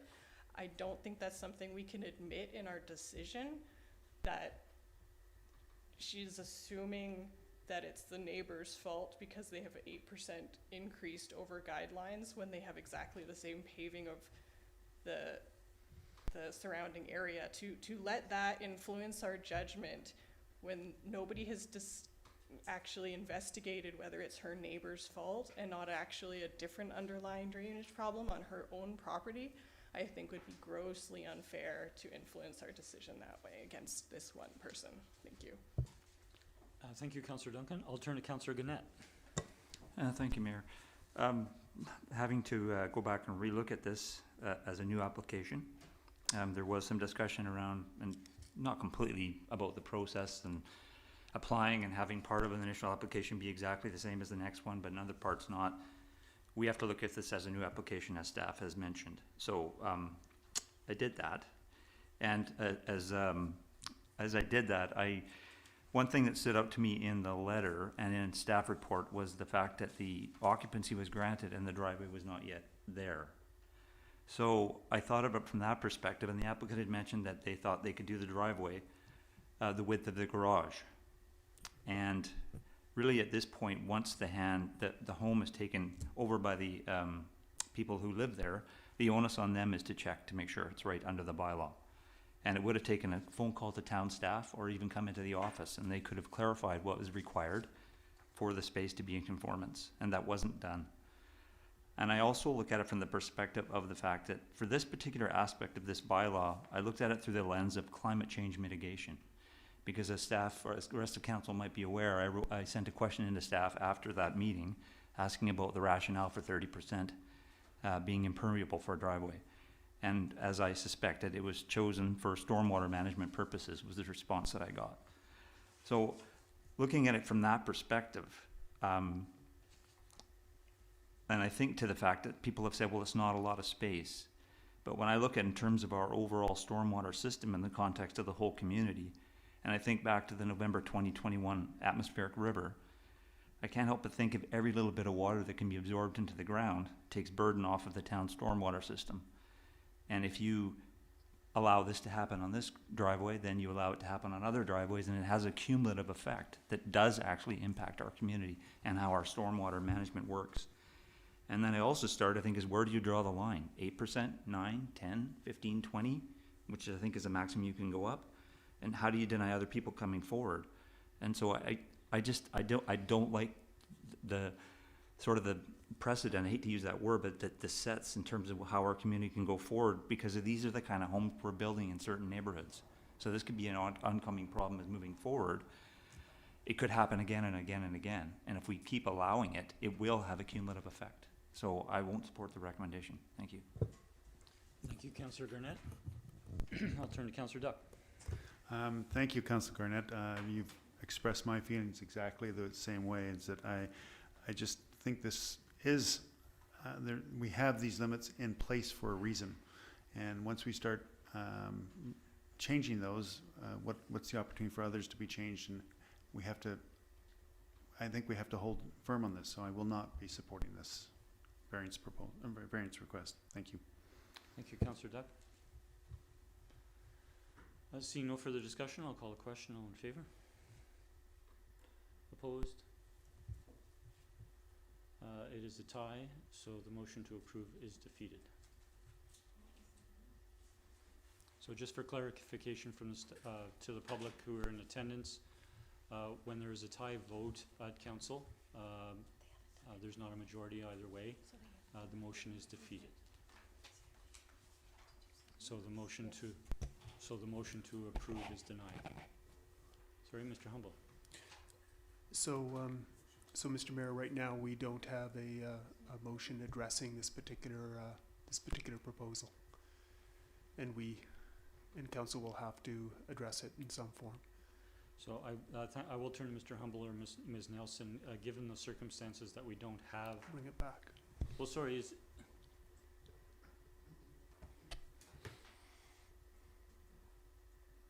sorry, sorry, I'm seeking clarification. So the motion is that the application be approved.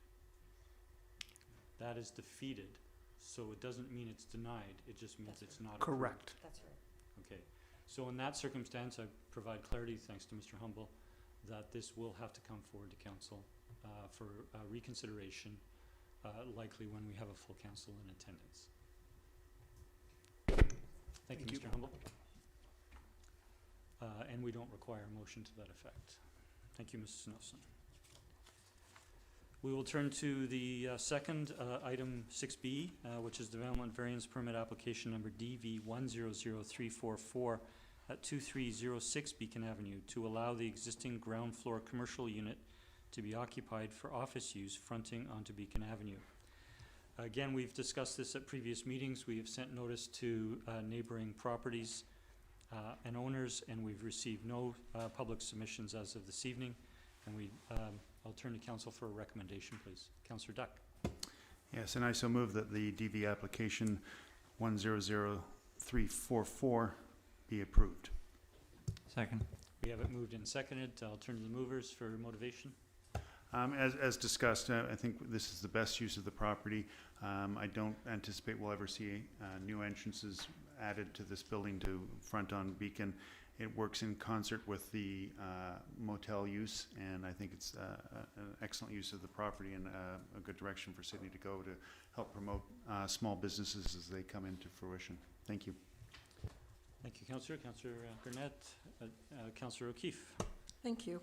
I'll just reiterate my opposition to the motion. As I said before, I think it's a good concept, but I think I'm concerned about future expansion for retail space, and that we're cutting off the opportunity for that to help our retail sector grow. So for that reason, I'll vote against the motion. Thank you. Thank you, Councillor O'Keefe. Seeing no further discussion, I'll call the question. All in favour? Opposed? Councillor O'Keefe is opposed. The motion carries. Thank you. We're next turning to adoption of minutes under number 7, and I would look for a motion to approve the minutes of our regular council meeting on September 11th. So moved. Second. Moved and seconded. Any corrections? Seeing none, all in favour? The motion carries. Thank you. The next item on our agenda is under number 10, Mayor's Report, and I do have a couple of items this evening. The first is the CRD Board highlights from the CRD Board meeting of August the 9th. I don't have anything I wish to expand on. The first item that is touched on is the Regional Trails Widening and Lighting Project funding options. That did come up in a previous CRD report, and there were questions from Council about Sidney portions of the CRD trails, and that will be is still ongoing in terms of the discussions between town staff and the CRD. And so we don't need a motion to receive this. It's on our agenda, but I would turn to colleagues if there were any questions before going to my next item under Mayor's Report. Seeing none, I just want to touch on some of the events that have happened in our community over the last week. And I want to turn to Saturday evening when the town was pleased to host a appreciation dinner for our Sidney volunteer firefighters. It was well attended. Nearly all of Mr. Humble and all of council were able to attend, and I was pleased to provide remarks on behalf of the community, acknowledging the tremendous accomplishments of our volunteer fire department and our entire Sidney Fire Department. The leadership from Chief Brett Mickelson and Deputy Chief Mike Harmon. It was gratifying. It was exciting to see the recognition that our volunteer firefighters received in two important areas. One was in their skills training. while they are certified up to a national standard in their training, they undertake ongoing training during their volunteer careers, and a substantial number of volunteers were recognized for advancing their skills training at that dinner. And secondly, their volunteers and the long time service recognition is just astounding to see. Not the 5 years and the 10 years, and that's impressive. 15 years, 20, 25 years of service to our community as a volunteer is absolutely remarkable, and it speaks to the high performing functionality of our fire department in our community. And lastly, our Chief Mickelson highlighted that, or I noted that as well, that while last year we were complimenting and recognizing our volunteer department through their extraordinary work during the pandemic, that this year we've had catastrophic wildfires throughout the province, and we had significant deployments from our community. One was, I think, a 50-plus day deployment of a vehicle and personnel, and it was really the collaborative efforts across the province that helped address it as well as we did. And I want to thank again Chief Mickelson and the entire department for their extraordinary efforts in being able to contribute to that, but also to maintain, working with other departments locally, the high level of service to our communities in public safety. Earlier that day, a few of us on council attended the Victoria Green Team Town of Sidney Tree Appreciation Day at Peter Grant Park. And we did get rained on 2 or 3 times. Councillor Garnett and myself were able to attend. I know others have attended previously. This was the 4th annual Tree Appreciation Day in Sidney. And on that particular day, on Saturday, over 200 native trees were planted. And we removed 5.5 cubic meters of invasive species, predominantly English ivy. And for those like myself who don't really relate to 5.5 cubic meters, I did some investigation, and that would probably cover all of us sitting here at the council table up at the front. So it was a tremendous effort. There was some 35 community members from about 7 different municipalities. The Victoria Green Team has been very successful in recent years in attracting community members throughout the Capital Regional District, and some of our volunteers will go to one in Langford, or they'll go to one in Saanich, and we had volunteers from Langford and Metchosin and Victoria and Oak Bay and Saanich and North Saanich, and it was just impressive to see everybody. Many hands make light work, and that's how we pulled that much ivy. And I just want to take a moment to thank Kira Gilmer, our Climate Action Coordinator, who really pulled a lot of this together. Cliff Halliday Sr., our Superintendent of Parks, and our 2 arborists, Mike Pryor and Clay Halliday. They really put it together. This was probably the most ambitious tree planting initiative in that trees were planted in many different areas, and there was a lot of additional preparations to those areas that it made it easier for the volunteers. But it's quite an accomplishment to do 200 native trees in one day. Another part of the Tree Appreciation Day program is to have seedlings. I think there was about 8 or 9 different species available to members of the public, and I understand we had something in the area of 25 trees picked up by members of the public for free for them to plant in their private areas. So thank you again to all who were involved in that. I'm going to back up. Sorry, Councillor Duck. I'd just like to sorry, add. You go ahead.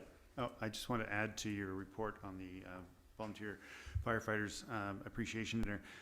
I think we need to acknowledge and congratulate Chief Mickelson and his team for a great recruiting effort. The probies that coming in look like a very strong team, and in a small community to get 8 new potential firefighters is remarkable, and as Mayor has suggested, the longevity of those indicates that probably those people are going to be with us for 10 or 15 years. So I think that's remarkable. And further, it was noted by the Mayor of Light Country in the recent UBCM meeting that he specifically identified the town of Sidney in supporting the firefighting in that. And I talked to a couple of the firefighters that were on rotation through there, and they expressed the opportunity to do it was just heartwarming. And so again, thank you, Chief, for being part of that, and thank you for the great work you're doing with our firefighters. Thank you, Councillor Duck. Yes, it was heartwarming to see the younger probationary volunteers, and they're about a year into their training. It's very impressive. Sorry, I thought I did omit Caitlin Warren, who's the program manager for the Greater Victoria Green Team, and she just did a great job of leading us along with town staff through Saturday's event. I'll turn back to last Thursday, where we had a ribbon cutting with School District 63 and North Saanich and Sidney doing the ribbon cutting for the new Peninsula track. It's a very impressive amenity for our community. It's been a long, long time coming. There were a lot of people to thank, and the school board thanked, and I thanked, and the former principal who was key to seeing the fundraising efforts come forward and the project complete. It was just a great turnout, and after we cut the ribbon, there must have been 150 or maybe 200 students did a Terry Fox run around the track. And I can tell you, I don't remember the last time I think I saw the entire track surface at Parkland School covered with people, all 6 lanes. So it was a very impressive and as I say, great to see that amenity come forward, and how it came forward in a collaborative way between School District 63, the Mary Winspear Centre, and the municipalities, and private citizens who significantly contributed over $140,000 in individual donations. And just prior to that, I was able to attend UBCM for 2.5 days, and 3 members of council were able to attend for the week. UBCM had a record turnout of 2,000 delegates from the municipalities around the province, and the sessions, I think, were very informative. A lot of us there went with open ears, because the Premier and several ministers are in attendance, hold town halls, and make announcements. We do know that certainly on the housing front, perhaps on the mental health and addictions front, and on public safety, that there is a new sitting of the legislature this fall. I think beginning next week, and we do look forward to hearing what legislation or ministerial orders may come forward following UBCM. But I think the UBCM delegates were quite firm and quite focused in the recommendations that they made to the province on many of the important matters in municipalities throughout the province, whether they are rural, whether they're large urban, or whether they're smaller urban, such as ourselves. So thank you to colleagues who attended, Councillor Duck, Councillor Novick, and Councillor O'Keefe. And with that, I'll conclude my mayor's report and turn to staff reports. And the Point of order. Yes. Can we take a recess, please? I will call a 5-minute recess to 8:05. Thank you.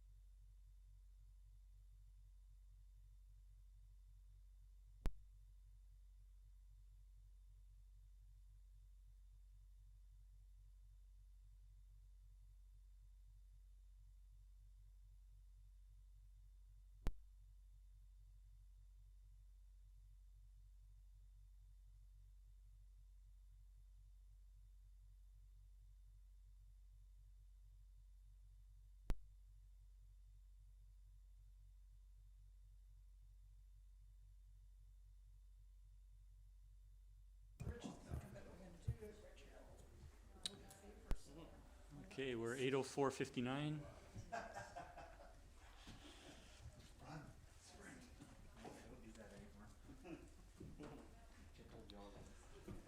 Okay, we'll reconvene at 8:05 and turn to item 13A under staff reports, and it's the first item is proposed new sublease at 9881 Seaport Place. I'll turn to Mr. Humble. Thank you, Mr. Please. Mayor.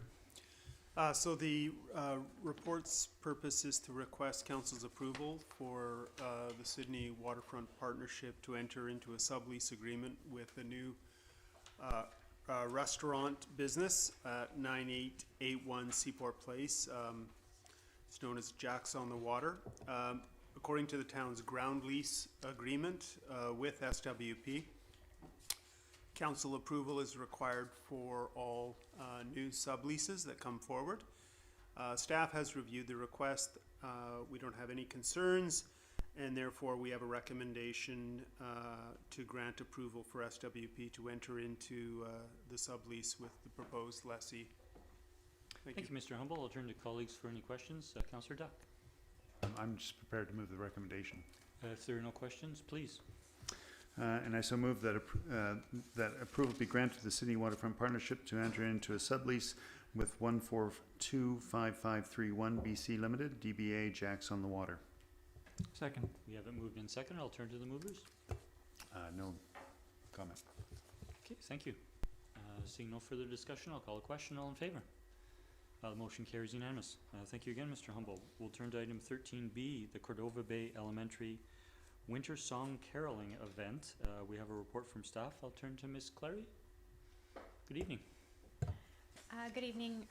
Cordova Bay Elementary has requested to use Beacon Park and the bandshell for a caroling event on December 14th. This request is to approve amplification because there will be a large number of spectators because they expect many parents to come out to watch their children. Thank you. Are there any questions from colleagues? If not, we have a recommendation. I'll turn to Councillor Duck. And I so move the recommendation that Cordova Bay Elementary School's use of the amplification during their December 14th, 2023 Winter Song Caroling event at Beacon Park be approved. Second. We have it moved and seconded. I'll turn to the movers. Just, I think it's wonderful that we have an outside group coming to use our facilities, and that only means that our businesses will benefit from it. So I think it's wonderful, as well as our residents getting to hear these wonderful voices in our park. Thank you. Absolutely. Thank you. Seeing no further discussion, I'll call the question. All in favor? Motion carries unanimous. Thank you. And item 13C is the Sidney BIA Pride Month event. I'll turn to Ms. Clary again. Good evening. Likewise, this event is for use of amplification due to the size of crowd expected. Sydney's BIA is planning a Pride Day event on June 15th, 2024. So we are hoping this is approved. Thank you. I'll turn to Councillor Duck. And I'd like to move the recommendation if there's no questions. All right. I move the recommendation that the Sidney BIA's use of amplification during their June 15th, 2024 celebration of the Pride Month event at Beacon Park be approved. Second. Moved and seconded. The movers. Councillor Duck. Nothing from me. Councillor Garnett. Thank you, Mayor. I'd just like to thank the BIA for bringing this forward. In light of recent events in our country, I think it's really important that Sidney shows itself to be an inclusive community that we are. Thank you. Thank you, Councillor Garnett. Seeing no further discussion, all in favor? And that motion carries unanimous. Thank you. And we're now turning to item 13D, which is the terms of reference for the Saanich Peninsula Accessibility Advisory Committee, also known as SPAAC. And I'll turn to Mr. Humble or Ms. Nelson. Thank you, Mr. Mayor. The report discusses an amendment proposed for the terms of reference of the Saanich Peninsula Accessibility Advisory Committee. The background information highlights a motion made at a SPAAC meeting on May 25th, 2023 regarding the Central Saanich Police Services potential inclusion in the committee as our understanding a voting member. The report presents an amended version of the terms of reference for SPAAC, which accommodates the inclusion of Central Saanich Police, and the recommendation is to approve these amended terms of reference. Thank you. I'll turn to colleagues if there are any questions. Seeing none, we'll turn to our representative on the SPAAC, Councillor O'Keefe. So I'll move the recommendation that SPAAC's terms of reference be approved to include the Central Saanich Police Department as a voting member. Second. Councillor O'Keefe. No, I don't think there's anything else unless there's questions. Nothing to add. Very good. Seeing no further discussion, all in favor? The motion carries unanimous. Thank you. And lastly, we have the monthly building permit report for the month of August. This is for information only. Are there any questions regarding the report? Seeing none, we will move on to the next item. And that is, we have no items under correspondence. We do have 6 items under correspondence for information. They are received by virtue of being on our agenda. They were not raised during approval of the agenda. So I will next turn to item 17, which is a motion to go on camera. Councillor Garnett. I'll move that it is in the opinion of council that the public interest requires that persons other than members of the council and officers be excluded from the meeting to consider confidential matters respecting labor-employee relations pursuant to section 90.1C of the community charter, and that council continue the meeting in closed session. Second. Moved and seconded. All in favor? Motion carries. Thank you. And a motion to adjourn. So moved. Second. Moved and seconded. We are adjourned. Thank you. Thank you, staff.